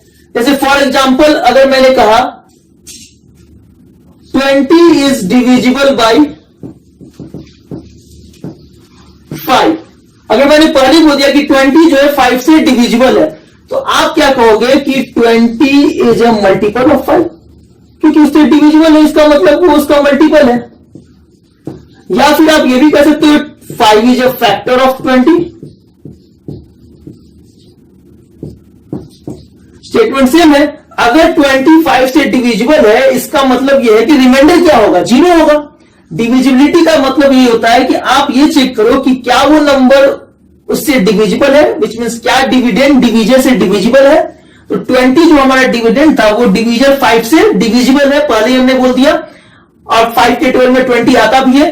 तो इसका मतलब 20 जो है 5 का मल्टीपल हो गया और 5 जो है 20 का फैक्टर हो गया। तो इसको अगर सिंबल के फॉर्म में लिखना हो तो कैसे लिखेंगे, तो सिंबल के फॉर्म में आपको बता दूं, एक आप वर्टिकल लाइन ड्रॉ कर दोगे और इस वर्टिकल लाइन के लेफ्ट हैंड साइड पे आप लिखोगे डिवीजन और राइट हैंड साइड पे लिखोगे डिविडेंड। ये जो सिंबल है ये आपको बताता है that dividend is divisible bye divisor. तो अगर फॉर एग्जांपल मैं यहां लिख दूं डिवीजर की जगह पे बी और डिविडेंड की जगह पे ए, तो इसका मतलब हो गया A is divisible by B, या हम कर सकते हैं बी डिवाइड्स ए डिवाइड करेगा, रिमाइंडर क्या आएगा 0। या फिर कह सकते हैं B is a factor of A, या फिर कह सकते हैं A is a multiple of B. ये चारों स्टेटमेंट सेम है, कोई भी बात बोलो एक ही मीनिंग निकलता है। A is divisible by B, B divides A, B is a factor of A या A is a multiple of B, all have the same meanings। और उसका सिंबॉलिक फॉर्म हो जाएगा ये, जहां पे पहले हम डिविजन लिखते हैं, फिर हम एक वर्टिकल लाइन ड्रॉ करते हैं और उसके नेक्स्ट में लिखते हैं डिविडेंड को। ये तभी पॉसिबल है जब ये जो A है वो B के टेबल में आना चाहिए। सपोज अगर आपको डिवीजन वाला थ्योरम अप्लाई करना है यहां पे, तो आप ये लिखोगे dividend is equal to divisor into quotient plus remainder. तो यहां पे जो आपका जो ये सिंबल है वो ये बता रहा है कि रिमाइंडर 0 है और डिविडेंड क्या है A, तो A is equal to divisor is B, quotient को आप Q मान लो और ये रिमाइंडर हो गया 0। तो एक तरह से देखा जाए तो ये सिंबॉलिक फॉर्म क्या बता रहा है, A is equal to B into Q। तो कहीं भी ये लिखा गया है B वर्टिकल लाइन A, इसका मतलब होता है A is equal to B into Q, where Q is a whole number। Q क्या है, होल नंबर है, और Q यहां पे एक्चुअली कुछ और नहीं है, कोशिएंट है। तो अभी तक आपको ये समझ में आया डिविजिबिलिटी सिंबल क्या है। एक बहुत ही सिंपल सा वर्टिकल लाइन देना है, उसके लेफ्ट में लिखना है डिविजर को और राइट में लिखना है डिविडेंड को, और इसका मतलब ये होता है dividend is completely divisible by divisor, which means remainder must be 0। और ये अदर जो मीनिंग्स थे वो भी मैंने आपको समझा दी, कैसे वो फैक्टर होगा, कैसे वो मल्टीपल होगा। अब आते हैं इसके रिवर्स में, अगर डिविजिबल नहीं होगा तो कैसे सिंबॉलिक फॉर्म में लिखेंगे।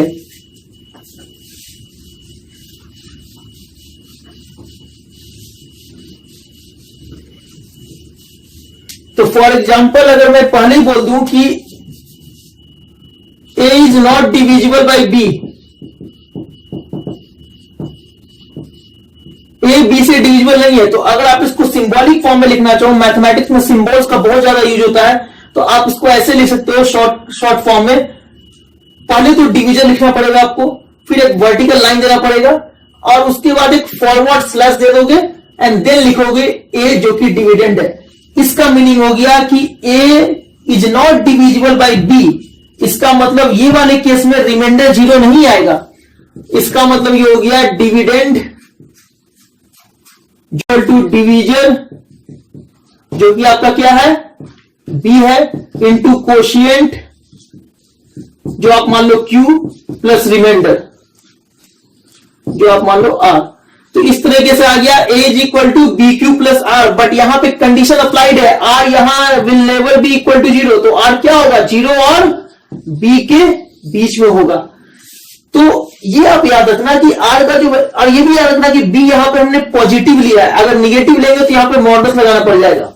ठीक है, तो डिवीजन यहां पे हमने प्लस लिया इसलिए हमने यहां पे मॉडुलस लगा भी सकते नहीं भी। B अगर पॉजिटिव है तो मॉडुलस नहीं भी लगाएंगे तो चलेगा, बट अगर B निगेटिव है, डिवीजन निगेटिव है, तो आपको मॉडुलस लगाना पड़ेगा।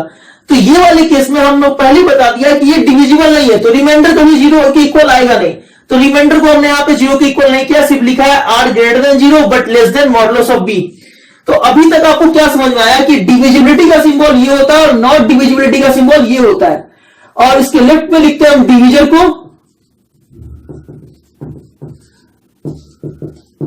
और राइट में लिखते हैं डिविडेंड को। बस यही था, बहुत ही सिंपल है। नेक्स्ट जो टॉपिक है हमारा वो है यूक्लिड्स डिवीजन लेमा, तो अब उसके बारे में जानते हैं।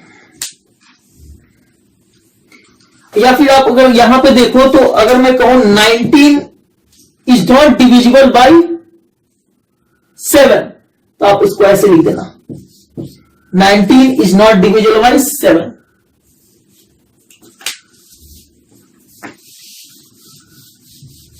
So the next topic is Euclid's division lemma, जो बहुत ही इंपॉर्टेंट टॉपिक है, उसको स्टडी करते हैं। यूक्लिड्स डिवीजन लेमा, मैंने आपको पहले ही बता दिया, ये जो टॉपिक है इससे बोर्ड एग्जाम्स में मैक्सिमम क्वेश्चंस आते हैं। जब भी रियल नंबर से क्वेश्चन आता है बोर्ड एग्जाम्स में, तो ये जो टॉपिक है वो सबसे ज्यादा पूछा जाता है। यूक्लिड्स डिवीजन लेमा में जो स्टेटमेंट है वो डिवीजन थ्योरम वाला स्टेटमेंट है, बस कंडीशन सिर्फ ये है कि ये सिर्फ और सिर्फ positive integers A and B के लिए होगा, जबकि जो डिवीजन थ्योरम था वहां पे ए और बी निगेटिव भी था पॉजिटिव भी था। बट याद रखिएगा जब भी हम लेमा या डिवीजन थ्योरम की बात करते हैं तो जो डिवीजन होता है वो कभी भी जीरो के इक्वल नहीं होना चाहिए, इसलिए हमने वहां लिख दिया था where B not equal to zero, क्योंकि वहां बी डिवीजर था। तो यहां भी कुछ ऐसे ही बोलेंगे, तो यहां तो हमने पहले ही कंडीशन अप्लाई कर दिया, सिर्फ और सिर्फ positive integers, for two positive integers. Statement क्या है पहले आपको समझा देते हैं, for two positive integers A and B there exist unique integers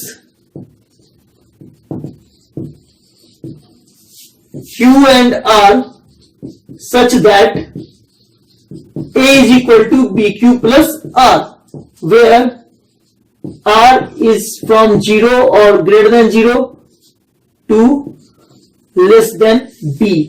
तो आप ये देखो कि ये स्टेटमेंट कहीं ना कहीं डिवीजन थ्योरम का स्टेटमेंट है, बट यूक्लिड डिवीजन लेमा जो है वो सिर्फ और सिर्फ पॉजिटिव इंटीजर्स ए और बी के लिए डिफाइंड है, but division theorem positive and negative in all cases that theorem is defined।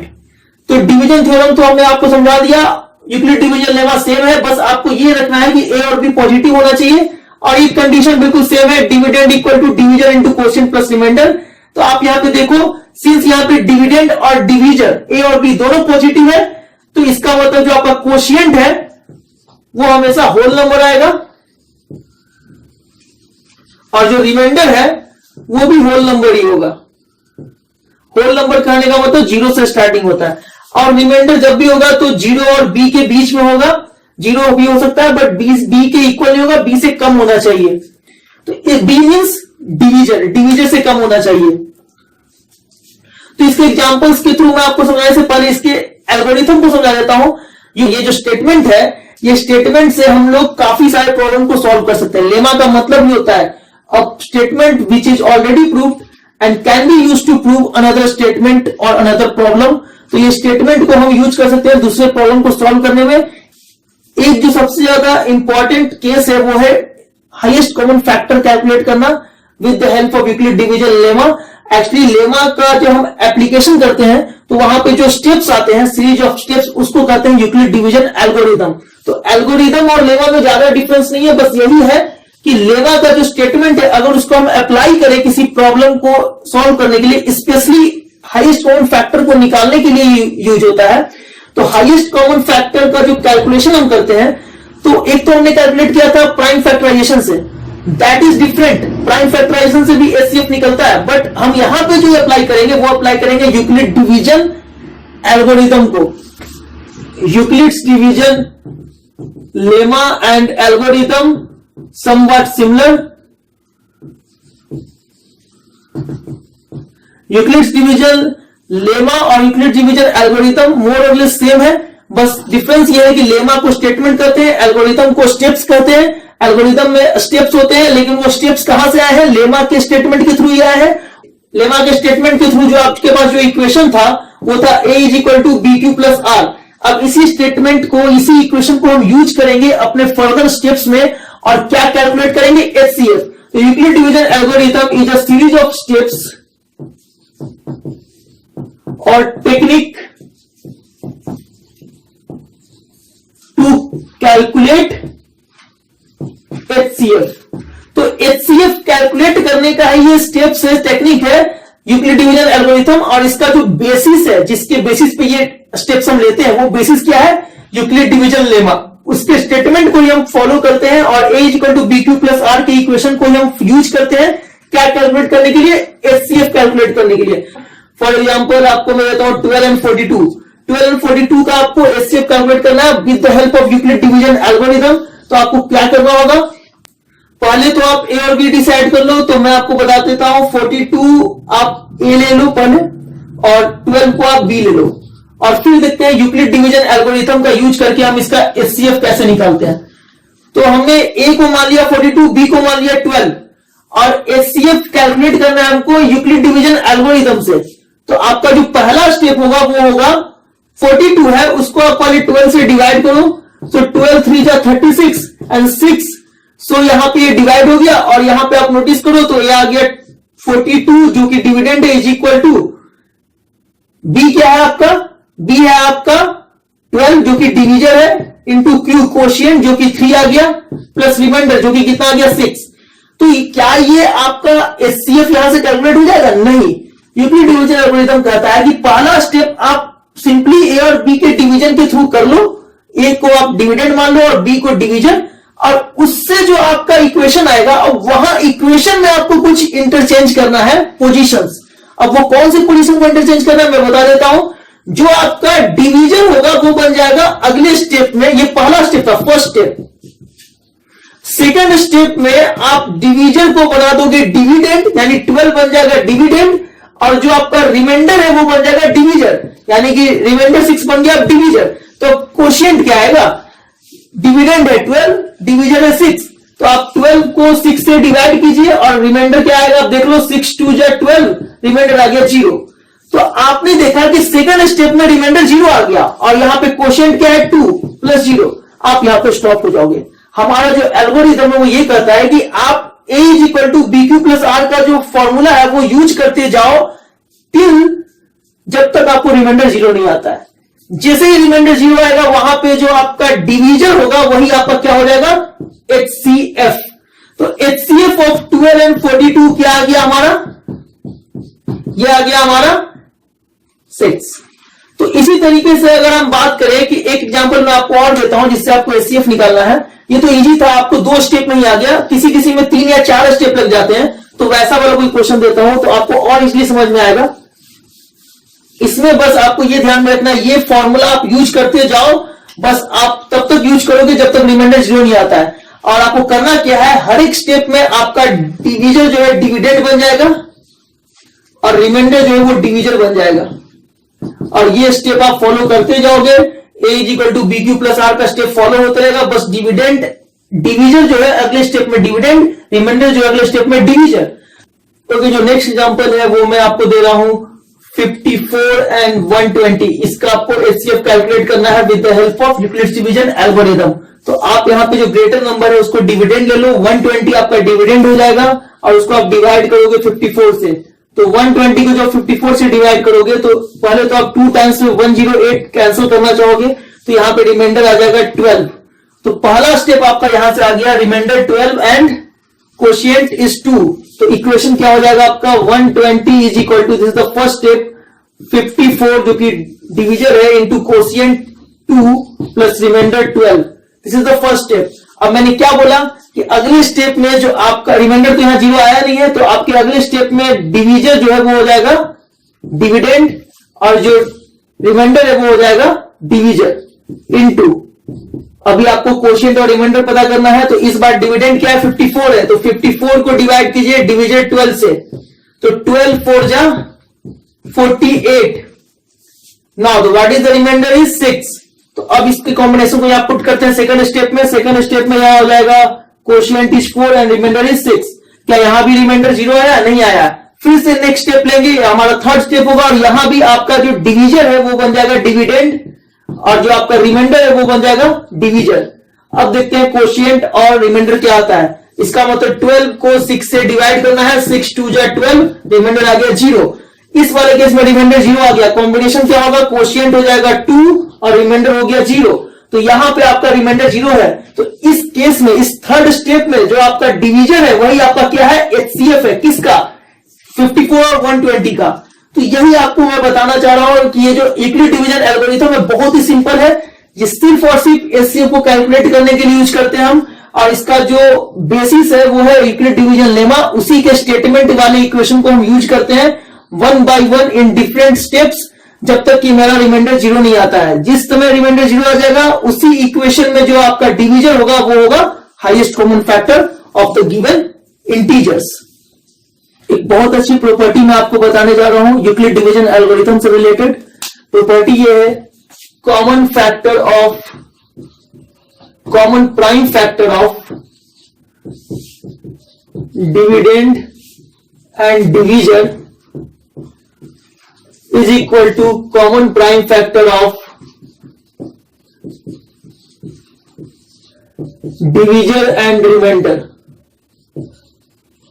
तो ये मैं जो कह रहा हूं स्टेटमेंट, ये मैं इस बेसिस पे कर रहा हूं कि जो आपका जो इक्वेशन था एल्गोरिथम का वो ये था, dividend is equal to divisor into quotient plus reminder.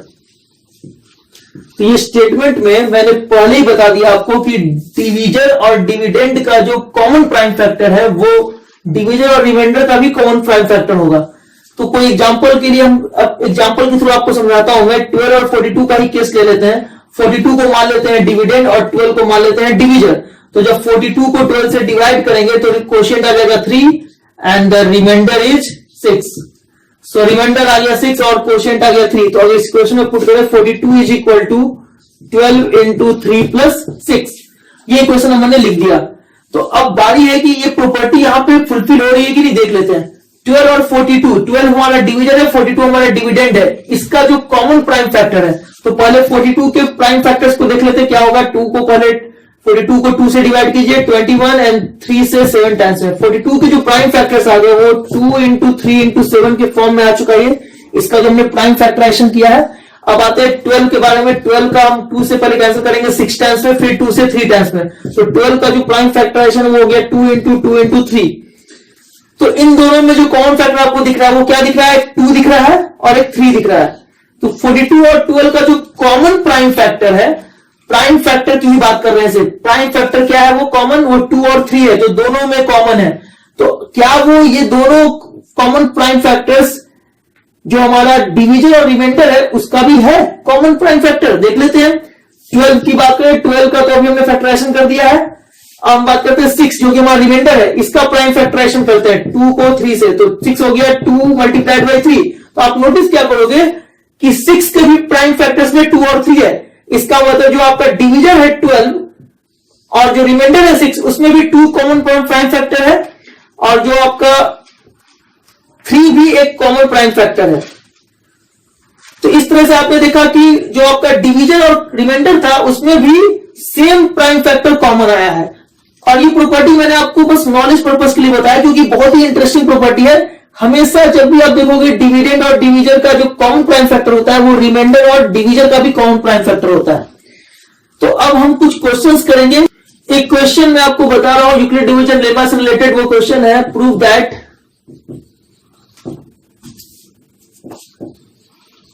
every positive integer is either of the form 2 into q or 2q plus 1 where q is a whole number। where q is a whole number। तो ये जो question है ये आपको board exam से भी आ सकते हैं ऐसे क्वेश्चंस, तो आपको उसके लिए प्रिपेयर रहना है। इसको सॉल्व करने का बहुत ही सिंपल मेथड है।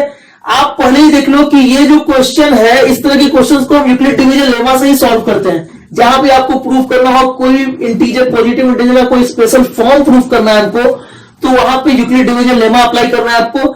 लेमा बहुत ही सिंपल है, आपको बस स्टेटमेंट याद रखना है a is equal to B Q plus R.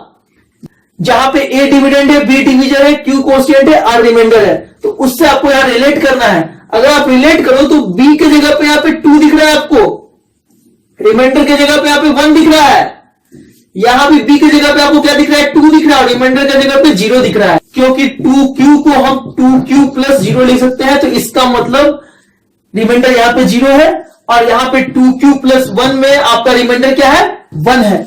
तो इसी हिसाब से आपको सोचना है कि ये b का वैल्यू यहां पे क्या है। आप क्वेश्चन में ही b का वैल्यू कैलकुलेट कर लोगे। b क्या, b मींस डिवीजर, तो क्वेश्चन से आपको डिवीजर को कैलकुलेट करना है, यानी जिस फॉर्म में आपको प्रूफ करना है उसी फॉर्म से आपको b कैलकुलेट करना है, डिवीजर कैलकुलेट करना है। तो क्वेश्चन से हमको डिवीजर मिल गया 2 और जो नंबर हमारा a है हमें प्रूफ करना है कि ये a कोई भी पॉजिटिव इंटीजर होगा जो कि इस फॉर्म में या इस फॉर्म में होगा। तो ऑलरेडी आपको क्या मिल गया है, डिवीजर मिल गया है 2। ऐसे क्वेश्चन के लिए डिवीजर ऐसे ही पता किया जाता है। डिवीजर जो भी फॉर्म में प्रूफ करना हो उसी फॉर्म से थोड़ा डिवीजर पता कर लो। और बाकी आपको देखना है कि अगर डिवीजर 2 है और नंबर आपका कोई भी मान लो x है, मान लिया हमने नंबर हमारा x है जो कि डिविडेंड है, तो ये जो x जो आप ले रहे हो, ये x कुछ और नहीं, यही है एवरी पॉजिटिव इंटीजर। तो ये x हमारा पॉजिटिव इंटीजर है जो कि एक तरह से डिविडेंड है, और इस डिविडेंड को हम डिविजन 2 से डिवाइड करेंगे तो हमारा रिलेशन क्या कहता है, a is equal to B Q plus R. इसका मतलब x is equal to 2q plus R. x dividend हो गया जो कि हमारा पॉजिटिव इंटीजर है, और हमें प्रूव करना है कि यहां पे x का जो फॉर्मेशन है, यानी x का वैल्यू जो है या तो वो 2q आएगा या फिर x का वैल्यू हमको 2q प्लस 1 आएगा। तो मैंने आपको क्या बताया है कि यूक्लिड डिवीजन एल्गोरिथम में जब भी रिमाइंडर का जो वैल्यू होता है वो हमेशा 0 या 0 से ज्यादा या फिर डिवीजर से कम होना चाहिए। डिवीजर यहां पे 2 है तो डिवीजर से कम, तो कोई ऐसा नंबर आपको पिक करना है जो कि 0 या 0 से ज्यादा हो और 2 से कम हो, यानी कि होल नंबर ऐसा कौन सा होगा, 0 होगा। 0 के इक्वल है, और r इक्वल टू 1 अगर हो तो वो भी तो 0 और 2 के बीच में आ रहा है, बट r इक्वल टू 2 लेंगे, नहीं लेंगे, क्योंकि रिमाइंडर कभी भी डिवीजर के इक्वल नहीं होता है। तो इन दोनों केसेस को ले लेंगे। First case is this, second case is this. Case 1 में हम जब जाएंगे तो case 1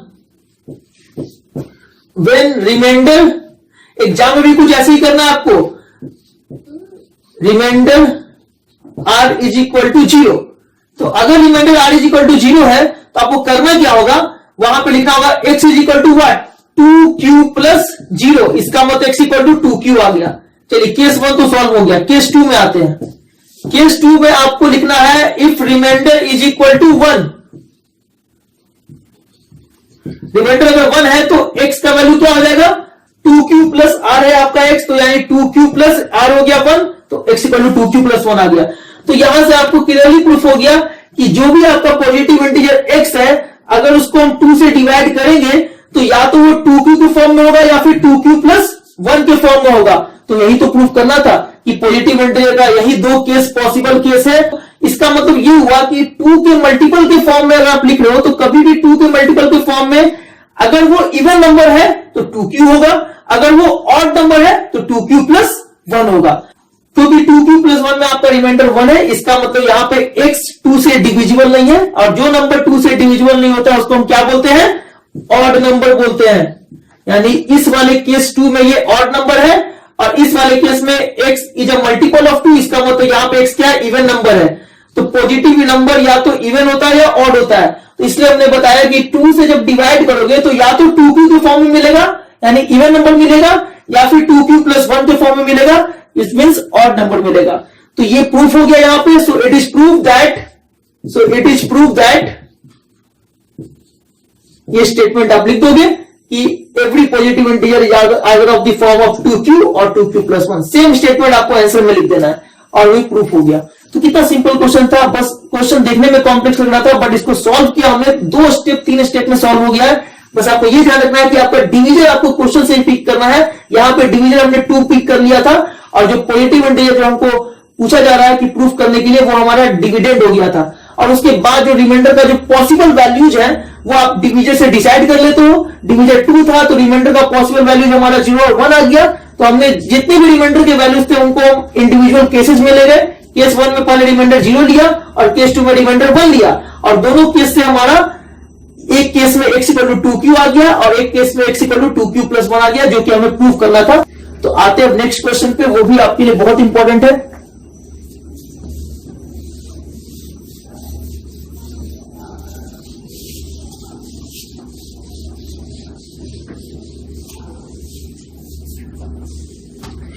next question is you have to prove that, maximum question जो आएंगे लेमा से रिलेटेड वो प्रूफ के लिए आएंगे, और उसमें आपको फॉर्म ही प्रूफ करना है। इंटीजर का फॉर्म ये है और इंटीजर का फॉर्म वो है। डिफरेंट केसेस में आपको फॉर्म्स डिसाइड करने हैं। जैसे प्रूफ दैट एवरी पॉजिटिव और ऑड इंटीजर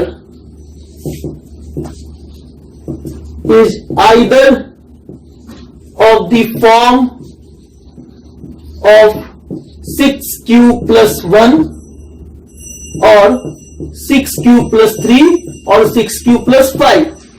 तो क्वेश्चन में आपको बताया जा रहा है कि पॉजिटिव ऑड इंटीजर का फॉर्म जब भी होगा तो इसी 3 फॉर्म में से कोई एक होगा।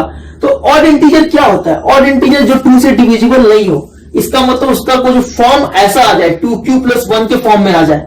जब भी कोई फॉर्म 2q+1 या 2m+1 के फॉर्म में आ जाए या फिर 2k+1 के फॉर्म में आ जाए, तो ऐसे जो पॉजिटिव इंटीजर्स हैं वो क्या होते हैं, वो सब के सब होते हैं ऑड पॉजिटिव इंटीजर्स। तो आपका टारगेट ये होगा इस क्वेश्चन में जो x का वैल्यू है वो कुछ ऐसा आना चाहिए, इनमें से कोई भी एक आ जाए आपका आंसर आ जाएगा। तो हमें इस फॉर्म में लाने के लिए पहले आपको डिविडेंड और डिवीजर डिसाइड करना है, क्योंकि ये लेमा का क्वेश्चन है। यूक्लिड डिवीजन लेमा में जब भी आप देखोगे तो पहले आपको पिक करना होता है डिवीजर, और डिविडेंड आपका जो आपका क्वेश्चन में प्रूफ करने के लिए दिया गया है पॉजिटिव ऑड इंटीजर, वही आपका डिविडेंड है। तो डिविडेंड को आप x मान लो, let x be positive odd integer, and step बताओ, स्टार्ट आपको यहां से करना है। क्वेश्चन जब भी ऐसा बोर्ड में आएगा तो आपको पहला स्टेप होगा let x be positive odd integer. In the next step आप क्या करोगे, 6 को डिवीजर ले लोगे, लेट 6 बी डिवीजर। 6 को आपने डिवीजर ले लिया और अब आप इक्वेशन पुट करोगे यूक्लिड डिवीजन लेमा का, जो कि कहता है x को आप डिविडेंड ले लो तो x is equal to 6q plus r। तो आपने x को डिवीजर 6 से डिवाइड करना चाहा तो इक्वेशन ये आ गया है dividend equal to divisor into coefficient plus remainder. अब यहां जो रिमाइंडर का जो पॉसिबल वैल्यूज है वो हो जाएगा 0 से 6 के बीच में। तो 0 से 0 0 हो सकता है, तो रिमाइंडर के पॉसिबल वैल्यूज क्या क्या आ गया, 0 आ गए, 1 आ गए, 2 आ गए, 3 आ गए, 4 आ गए, 5 आ गए। 0 और 6 के बीच में आपको रिमाइंडर का वैल्यू लेना है और होल नंबर लेना है। तो 0 से लेकर 5 तक कोई भी वैल्यू रिमाइंडर का यहां हो सकता है, क्योंकि यहां पे डिवीजर हमारा 6 है। टोटल 6 कैसे लेने पड़ेंगे आपको, सॉल्व करते हैं इसको।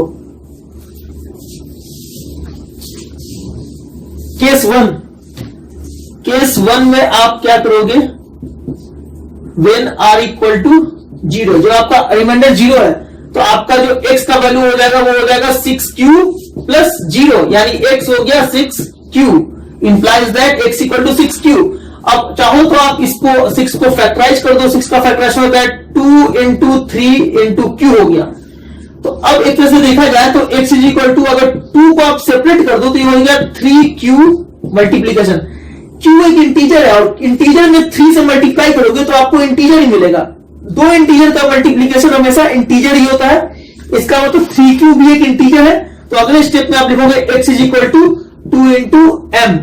तो 2 इंटू m कहने का मतलब कि 2 इंटू इंटीजर, m भी एक इंटीजर है। तो 2 इंटू इंटीजर क्या होता है, इवन नंबर, क्योंकि कोई भी इंटीजर को 2 से मल्टीप्लाई करोगे तो क्या मिलेगा आपको, इवन नंबर मिलेगा। इसका मतलब x यहां पे क्या आ गया, इवन नंबर आ गया। इसका मतलब यह हुआ कि जब रिमाइंडर 0 था, यानी x का जो फॉर्म 6q था, 6q क्या है, एक इवन नंबर है। अब आते हैं केस 2 में। केस 2 में जब हम रिमाइंडर लेंगे हम 1, when remainder is equal to 1, तो रिमाइंडर जब आपका 1 है तो इस केस में जो आपका इक्वेशन ये है x is equal to 6q and plus 1 आ जाएगा रिमाइंडर। नेक्स्ट इसको सॉल्व करते हैं। फिर से आपको करना क्या है, 6 को फैक्टराइज करना है, 2 इंटू 3q प्लस 1। अगले स्टेप में 3q को तो आप m ले लो, तो यहां भी m ले लो, x equal to 2m plus 1 हो गया, 3q बिकम्स m। यहां पे लिख दो where m is equal to, ये भी आंसर में लिखना पड़ता है, m is equal to 3q। तो यहां से आपको मालूम चल गया कि केस 2 में जब रिमाइंडर 1 था तो आपने जो x का वैल्यू कैलकुलेट किया वो कैलकुलेट किया 2m प्लस 1, और आपको मैंने पहले बताया था कि 2m जो होता है वो इवन नंबर होता है और 2m प्लस 1 जो है वो क्या होता है, ऑड नंबर होता है। तो केस 1 में तो आपको ये वाला फॉर्म आया था 2m जो कि इवन नंबर था। हमें तो प्रूफ करना है पॉजिटिव ऑड इंटीजर का केस, और पॉजिटिव ऑड इंटीजर में हमें ये 3 केसेस आने चाहिए।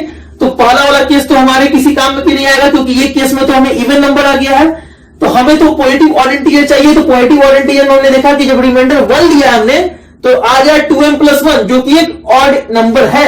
इसका मतलब ये वाले केस में हमारा कंडीशन सेटिस्फाई हो गया है, यानी पॉजिटिव इंटीजर जब ऑड होगा तो वो 6q प्लस 1 के फॉर्म में हो सकता है। ये फॉर्म, इस फॉर्म में जो भी नंबर होगा 6q प्लस 1 के फॉर्म में वो एक ऑड नंबर होगा, क्योंकि हमने इसको सॉल्व किया, हमारा रिजल्ट आया 2m प्लस 1 और हमको पता है 2m प्लस 1 एक ऑड नंबर होता है। इसका मतलब x जो हमारा 6q प्लस 1 है वो यहां पे क्या आ गया, ऑड नंबर आ गया।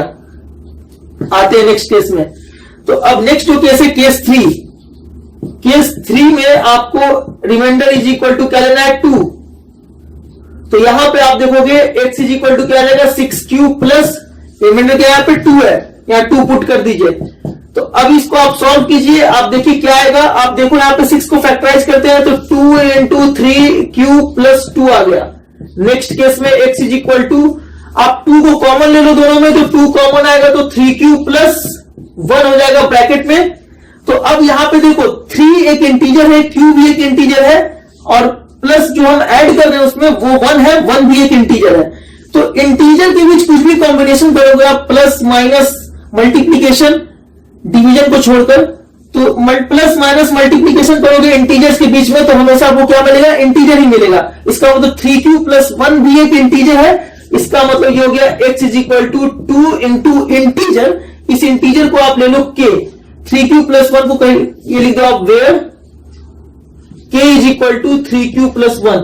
तो यहां पे आप नोटिस क्या करोगे कि 2 इंटू k जैसे ही आपने लिया तो यहां पे k तो एक इंटीजर है, फिर k is equal to 3q plus 1, 3q plus 1 is an integer, तो 2 इंटू इंटीजर आ गया। 2 इंटू इंटीजर क्या होता है, इवन नंबर होता है, तो यहां तो इवन नंबर आ गया।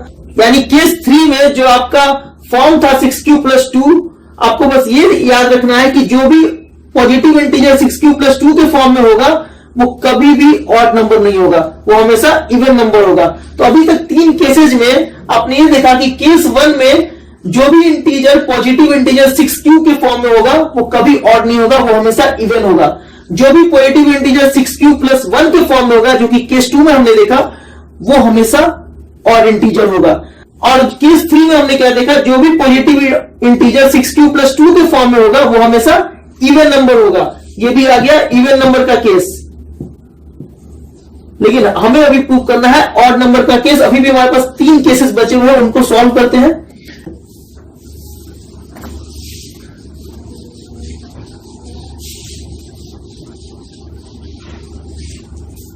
So the next case is,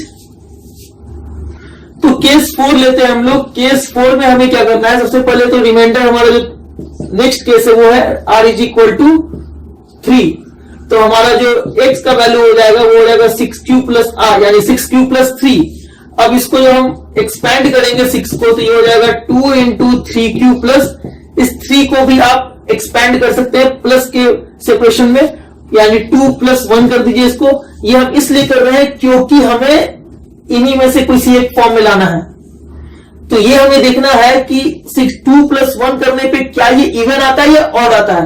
तो अभी देख लेते हैं।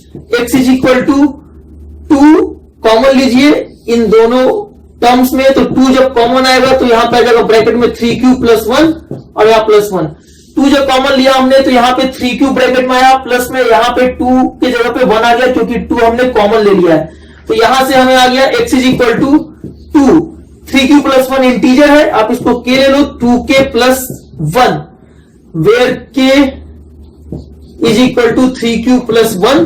तो आप नोटिस क्या करोगे कि k तो इंटीजर है, क्योंकि 3q प्लस 1 एक इंटीजर है, तो x का वैल्यू आ गया 2k प्लस 1, और जो भी नंबर 2k प्लस 1 के फॉर्म में होगा वो तो ऑड नंबर होगा।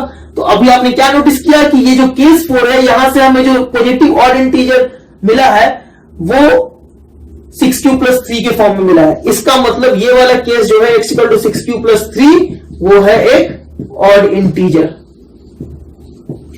तो केस 4 भी हमारा पॉसिबल केस है, जहां पे हमें जब भी पॉजिटिव ऑड इंटीजर मिलेगा तो या तो 6q प्लस 3 के फॉर्म में मिलेगा, और इसके पहले जो केस आया था केस 2, वहां पे हमें मिला था 6q प्लस 1 के फॉर्म में। अब बस ये लास्ट केस हमें प्रूव कर देना है कि 6q प्लस 5 के फॉर्म में भी जो इंटीजर होता है वो ऑड इंटीजर होता है। तो अब आते हैं केस 5 में। केस 5 में when r is equal to हमारा 4 था, तो x इज इक्वल टू क्या हो जाएगा 6q plus 4, implies that x is equal to, आप फिर से फैक्टराइज करो 6 को, 2 इंटू 3q प्लस 4 आ गया। तो अगर आप यहां पे देखो तो फिर से आप 2 कॉमन ले लोगे, तो 2 कॉमन लोगे तो यहां पे आ जाएगा 2 ब्रैकेट में 3q प्लस 2। तो 3q प्लस 2 क्या होगा, इंटीजर होगा, क्योंकि 3 इंटीजर है, q भी इंटीजर है, 2 भी इंटीजर है। तो इंटीजर के बीच प्रोडक्ट प्लस माइनस करोगे तो इंटीजर मिलेगा। इसका मतलब x इज इक्वल टू हो गया 2 इंटू इंटीजर, इस इंटीजर को आप ले लो n, where n is equal to 3q plus 2। तो 2 इंटू n का जो फॉर्म है वो तो इवन नंबर का फॉर्म है, इसका मतलब ये वाले केस में x जो आपका 6q+4 है वो क्या है, एक इवन नंबर है। तो इस तरीके से आप ये 5 केस देख चुके हो। पांचों केस में आपको 2 केस तो आपको मिल गया ऑड इंटीजर का, एक 6q+1, एक 6q+3, और बाकी जो 3 केसेस मिले आपको वो सारे इवन नंबर्स के मिले हैं। लेकिन अभी लास्ट केस बाकी हमारा, जब रिमाइंडर इक्वल टू 5 होगा वहां पे देखते हैं हमारा ऑड आएगा या इवन आएगा। x का वैल्यू ही आपका प्रूफ करेगा यहां पे कि पॉजिटिव ऑड इंटीजर के फॉर्म्स ये तीनों में से ही कोई एक होंगे। 2 तो हमें आ चुके हैं, थर्ड का अभी हमें वेट करना है। केस 6 में हम क्या करेंगे, रिमाइंडर जो हमारा था वो हमारा रिमाइंडर इक्वल टू 5 है, और यहां पे x का वैल्यू हो जाएगा 6q+r, that mean 6q+5, which implies that x is equal to 6 को फैक्टराइज करेंगे, 6 इज इक्वल टू हो जाएगा 2 इंटू 3q+5 को भी अगर आप एक्सपैंड कर दो तो 4+1 हो सकता है। तो 4+1 में आप क्या करो, 5 को भी अगर ब्रेक कर दो तो 4+1 के फॉर्म में ब्रेक कर सकते हो, और 4 जो है वो यहां पे कॉमन आ सकता है 2 दोनों में। 5 को आप ब्रेक कर सकते हो 4+1 के फॉर्म में। इन द नेक्स्ट केस, ये मेरे माइंड में इसलिए आ जाता है क्योंकि आप भी सोच सकते हो, क्योंकि आपको करना क्या है कि लास्ट में +1 या 0 ही लाना है आपको, क्योंकि 0 वाले केस में इवन होगा, +1 वाले केस में ऑड नंबर होगा। तो ये आपको पहले से डिसाइडेड है कि इवन ऑड के फॉर्म में प्रूफ करना है, यानी आपको लास्ट में या तो प्लस में 0 लाना है, प्लस में 1 लाना है। तो आपको यहां पे पहले से पता होना चाहिए कि यहां पे हम 5 को कैसे ब्रेक करें कि हमारा प्लस में 1 आए, और बाकी जो भी नंबर होगा वो हमारे ब्रैकेट में 2 के मल्टीपल के फॉर्म में आ जाएगा। So x is equal to 2 into, तो 2 को ब्रैकेट में कॉमन लेंगे तो 3q+2 आ जाएगा एंड +1 हो गया। तो इस तरीके से 2 कॉमन लेने पे ब्रैकेट में क्या आ गया 3q, एंड यहां 4 में 2 कॉमन आ गया तो ब्रैकेट में 2 आ गया and +1। So x is equal to हो गया 2। नाउ 3q+2 अब एक इंटीजर होता है, क्योंकि अभी हमने देखा ये हो गया n और ये +1, वेयर n इज 3q+2। तो आप ये नोटिस करोगे कि ये आ गया 2n+1 के फॉर्म में, और 2n+1 के फॉर्म में जो भी नंबर होगा वो होगा एक ऑड नंबर। तो ये वाला जो केस 6 है ये भी एक ऑड नंबर का केस है। यहां पे जो इंटीजर है आपका पॉजिटिव इंटीजर x, जो कि 6q+5, वो क्या आ गया, एक ऑड नंबर आ गया। तो आपने क्या नोटिस किया, किसी 3 जो केसेस थे हमारे, जब r का वैल्यू 1 आया था, r का वैल्यू 3 आया था और r का वैल्यू 5 आया था, इन्हीं 3 केस में x जो है पॉजिटिव ऑड इंटीजर प्रूफ हुआ है। तो x का जो फॉर्म आया आपके पास वो आया 6q+1, 6q+3 एंड 6q+5। तो इस तरीके से ये 3 फॉर्म्स में ही आपका x क्या होगा, ऑड इंटीजर होगा। तो यहां पे प्रूफ हो जाता है। तो ये क्वेश्चन बहुत इंपॉर्टेंट है, आपके बोर्ड एग्जाम से रिलेटेड क्वेश्चन था ये, और इसको सीखना भी जरूरी है, क्योंकि ऐसे ही क्वेश्चंस की प्रैक्टिस करने से आप मैथ्स में अच्छा स्कोर कर सकते हो। तो अगला जो क्वेश्चन है वो मैं आपको बता देता हूं, वो भी बहुत इंपॉर्टेंट क्वेश्चन है।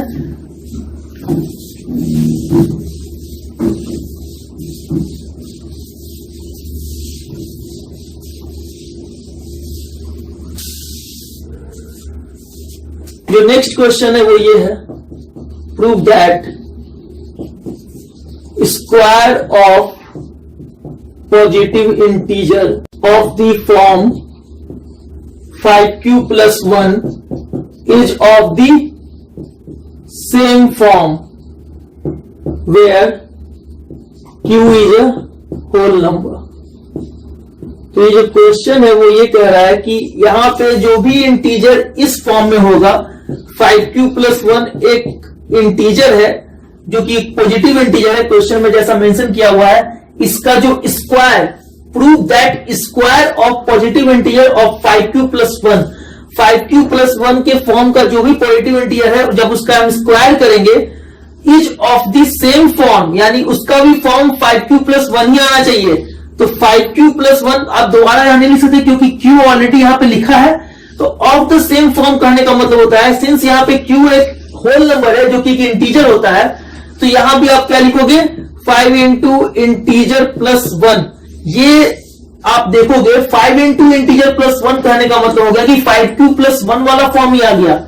इसका मतलब 5q प्लस 1 या 5m प्लस 1 या फिर 5k प्लस 1, जहां पे q m k ये सब क्या है, होल नंबर्स हैं या इंटीजर्स हैं। ये तीनों फॉर्म सेम फॉर्म है, बस आपने किया क्या, यहाँ पे q की जगह पे m की जगह पे k लिख दिया है। बट q m और k क्या है, अगर पहले से पता हो कि ये सब के सब होल नंबर्स या इंटीजर्स हैं, तो एक तरह से ये तीनों फॉर्म्स क्या है, ये सेम फॉर्म्स हैं। इसको हम बोलेंगे सेम फॉर्म्स। तो वही बात यहां पे है कि 5q प्लस 1 का जो स्क्वायर करेंगे वो 5q प्लस 1 के फॉर्म में आना चाहिए। तो हम कहना चाह रहे हैं कि 5q प्लस 1 के फॉर्म में हम बार बार q ना लिख के हम q की जगह पे दूसरा इंटीजर यूज कर रहे हैं m। तो 5q प्लस 1 का जो होल स्क्वायर है वो 5 इंटू इंटीजर प्लस 1 के फॉर्म में आना चाहिए या फिर 5m प्लस 1 के फॉर्म में आना चाहिए। तो इनडायरेक्टली आप ये प्रूफ कर दो कि यहाँ पे 5q प्लस 1 का जो होल स्क्वायर है वो 5 इंटू m प्लस 1 के फॉर्म में अगर प्रूफ हो जाए, where m is whole number या where m is an integer। Whole number में इसलिए बोल रहा हूं क्योंकि यूक्लिड डिवीजन लेमा जो है वो सिर्फ होल नंबर्स के लिए डिफाइन है, पॉजिटिव इंटीजर्स के लिए डिफाइन है, तो इसलिए मैं होल नंबर की बात कर रहा हूं। यूक्लिड डिवीजन लेमा में जो डिविडेंड और डिवीजन होता है वो होता है पॉजिटिव इंटीजर, बट जो कोशिएंट और रिमाइंडर होता है वो होता है होल नंबर। और यहाँ पे m जो जिस पोजीशन पे है वो पोजीशन है कोशिएंट का पोजीशन है, क्योंकि ये डिवीजन है और ये कोशिएंट है। तो कोशिएंट हमेशा होल नंबर होगा, जो कि यूक्लिड डिवीजन लेमा के अकॉर्डिंग हम चल रहे हैं, क्योंकि ये उसी से रिलेटेड क्वेश्चन है। तो हमने पहले बोल दिया q एक होल नंबर है, तो यहाँ पे जो उसी फॉर्म में 5q प्लस 1 की जगह हमने 5m प्लस 1 लिखा है, q की जगह पे m लिख दिया है, तो m भी एक होल नंबर है। बस ये आपको ध्यान रखना है कि ये प्रूफ हो जाना चाहिए 5q प्लस 1 का whole square equal to 5m plus 1। कैसे प्रूफ करेंगे मैं आपको दिखाता हूं। ये बस मैं क्वेश्चन को आपको लॉजिकली समझा रहा था कि आपको प्रूफ क्या करना है। अब सॉल्यूशन यहां से स्टार्ट होगा, हमारा जो आंसर है वो यहां से स्टार्ट करेंगे। क्वेश्चन के बाद आंसर यहां से स्टार्ट हो रहा है। पहला स्टेप ये है कि आपको करना क्या है कि 5q प्लस 1 का होल स्क्वायर कर देना है और यहां पे अप्लाई करना है a प्लस बी का whole square. a plus b का होल स्क्वायर क्या होता है, a square plus b square plus 2 into a into b. तो अब देखो 5q का होल स्क्वायर क्या हो जाएगा, 25q स्क्वायर हो जाएगा, 1 का स्क्वायर 1 हो जाएगा and plus 2 into 5q which is 10q into 1, तो 10q ही रहेगा ये। तो अब ये 5q प्लस 1 का जो होल स्क्वायर है उसको हमने एक्सपेंड कर दिया है a प्लस बी के होल स्क्वायर के फॉर्मूला से, 25q square plus 1 plus 10q।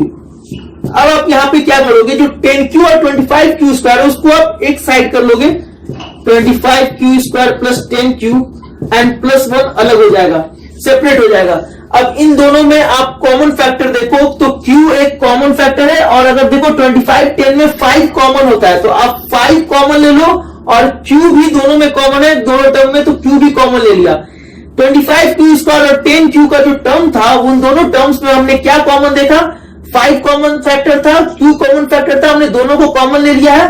तो ब्रैकेट में देखते हैं क्या आएगा, यहां पे सिंस ये 25q स्क्वायर है तो ब्रैकेट में आ जाएगा 5q एंड प्लस यहां पे 10q है और यहां 5q है, तो q कॉमन फैक्टर आ चुका है, लेकिन 10 और 5 में देखेंगे तो यहां पे 2 ब्रैकेट में आ जाएगा, क्योंकि 5 इंटू 2 10 होता है और यहां पे प्लस 1 है। तो आप यहां पे नोटिस कीजिए कि 5q प्लस 2, 5 एक इंटीजर है, q भी एक इंटीजर है क्योंकि q एक होल नंबर है, 2 भी एक इंटीजर है। तो अभी इस इंटीजर में जो प्लस और मल्टीप्लीकेशन हुआ है ये आपको रिजल्ट में इंटीजर ही देगा, या फिर आप कह सकते हो कि होल नंबर ही देगा। तो 5q प्लस 2 भी एक होल नंबर हो गया, और इसके साथ जो मल्टीप्लाइड है q, इंटीजर इंटू इंटीजर भी एक इंटीजर होता है, इसका मतलब ये भी एक इंटीजर हो गया।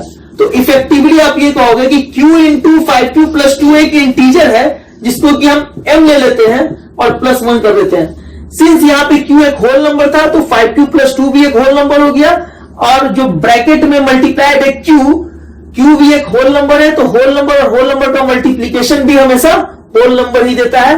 तो ये हो गया 5 इंटू m प्लस 1। तो अब यहां पे आप नोटिस क्या करोगे कि जो स्क्वायर जो हमने किया था 5q प्लस 1 का होल स्क्वायर, उसका जो वैल्यू है वो हो गया 5m plus 1, where m is equal to q into 5q plus 2, जो कि एक होल नंबर है, क्योंकि q is a whole number. तो q के बीच जो ऑपरेशन किया आपने 5 इंटू q प्लस 2 वो भी एक होल नंबर होगा, और जो मल्टीप्लाई किया है q वो भी एक होल नंबर होगा। तो इस तरीके से आपने प्रूफ कर दिया 5q प्लस 1 का जो होल स्क्वायर है वो 5m प्लस 1 के फॉर्म में है, और यहां पे ये प्रूफ हो गया। where m is this is a whole number. तो ये क्वेश्चन भी आपको समझ में आ गया कैसे मैंने सॉल्व किया है, एग्जाम में आप भी ऐसे सॉल्व करोगे। तो इस वीडियो लेसन में मैं यहीं पे स्टॉप कर रहा हूं। आपने इस वीडियो लेसन में क्या सीखा? Fundamentals of arithmetic, Euclid division lemma, Euclid division algorithm और उससे रिलेटेड कुछ क्वेश्चंस किए हमने। नेक्स्ट वीडियो लेसन में हम लोग रियल नंबर चैप्टर से कुछ क्वेश्चंस करेंगे जो कि प्रीवियस ईयर बोर्ड एग्जाम से पूछे जा चुके हैं। तो वो वीडियो लेसन जरूर अटेंड करें आप, वो आपके लिए बहुत हेल्पफुल होगा। आपने इस वीडियो लेसन में काफी कुछ गेन किया। अगर आपको कोई डाउट या कोई क्वेरी है इस वीडियो लेसन से रिलेटेड तो आप हमें व्हाट्सएप के थ्रू या हमारे ईमेल के थ्रू या फिर हमारे कमेंट सेक्शन के थ्रू पूछ सकते हैं। व्हाट्सएप और ईमेल की इंफॉर्मेशन वीडियो के डिस्क्रिप्शन में दी गई है। तो इस वीडियो लेसन में आपने बहुत कुछ सीखा। आप इस वीडियो लेसन को लाइक कीजिए, अपने दोस्तों के साथ शेयर कीजिए, हमारे चैनल को सब्सक्राइब कीजिए और बेल आइकन को प्रेस कीजिए ताकि अगली वीडियो लेसन की अपडेट्स आपको पहले ही नोटिफिकेशन में मिल जाए। तो स्टूडेंट्स अब मिलते हैं नेक्स्ट वीडियो लेसन में। Till then take care, stay focused and study well.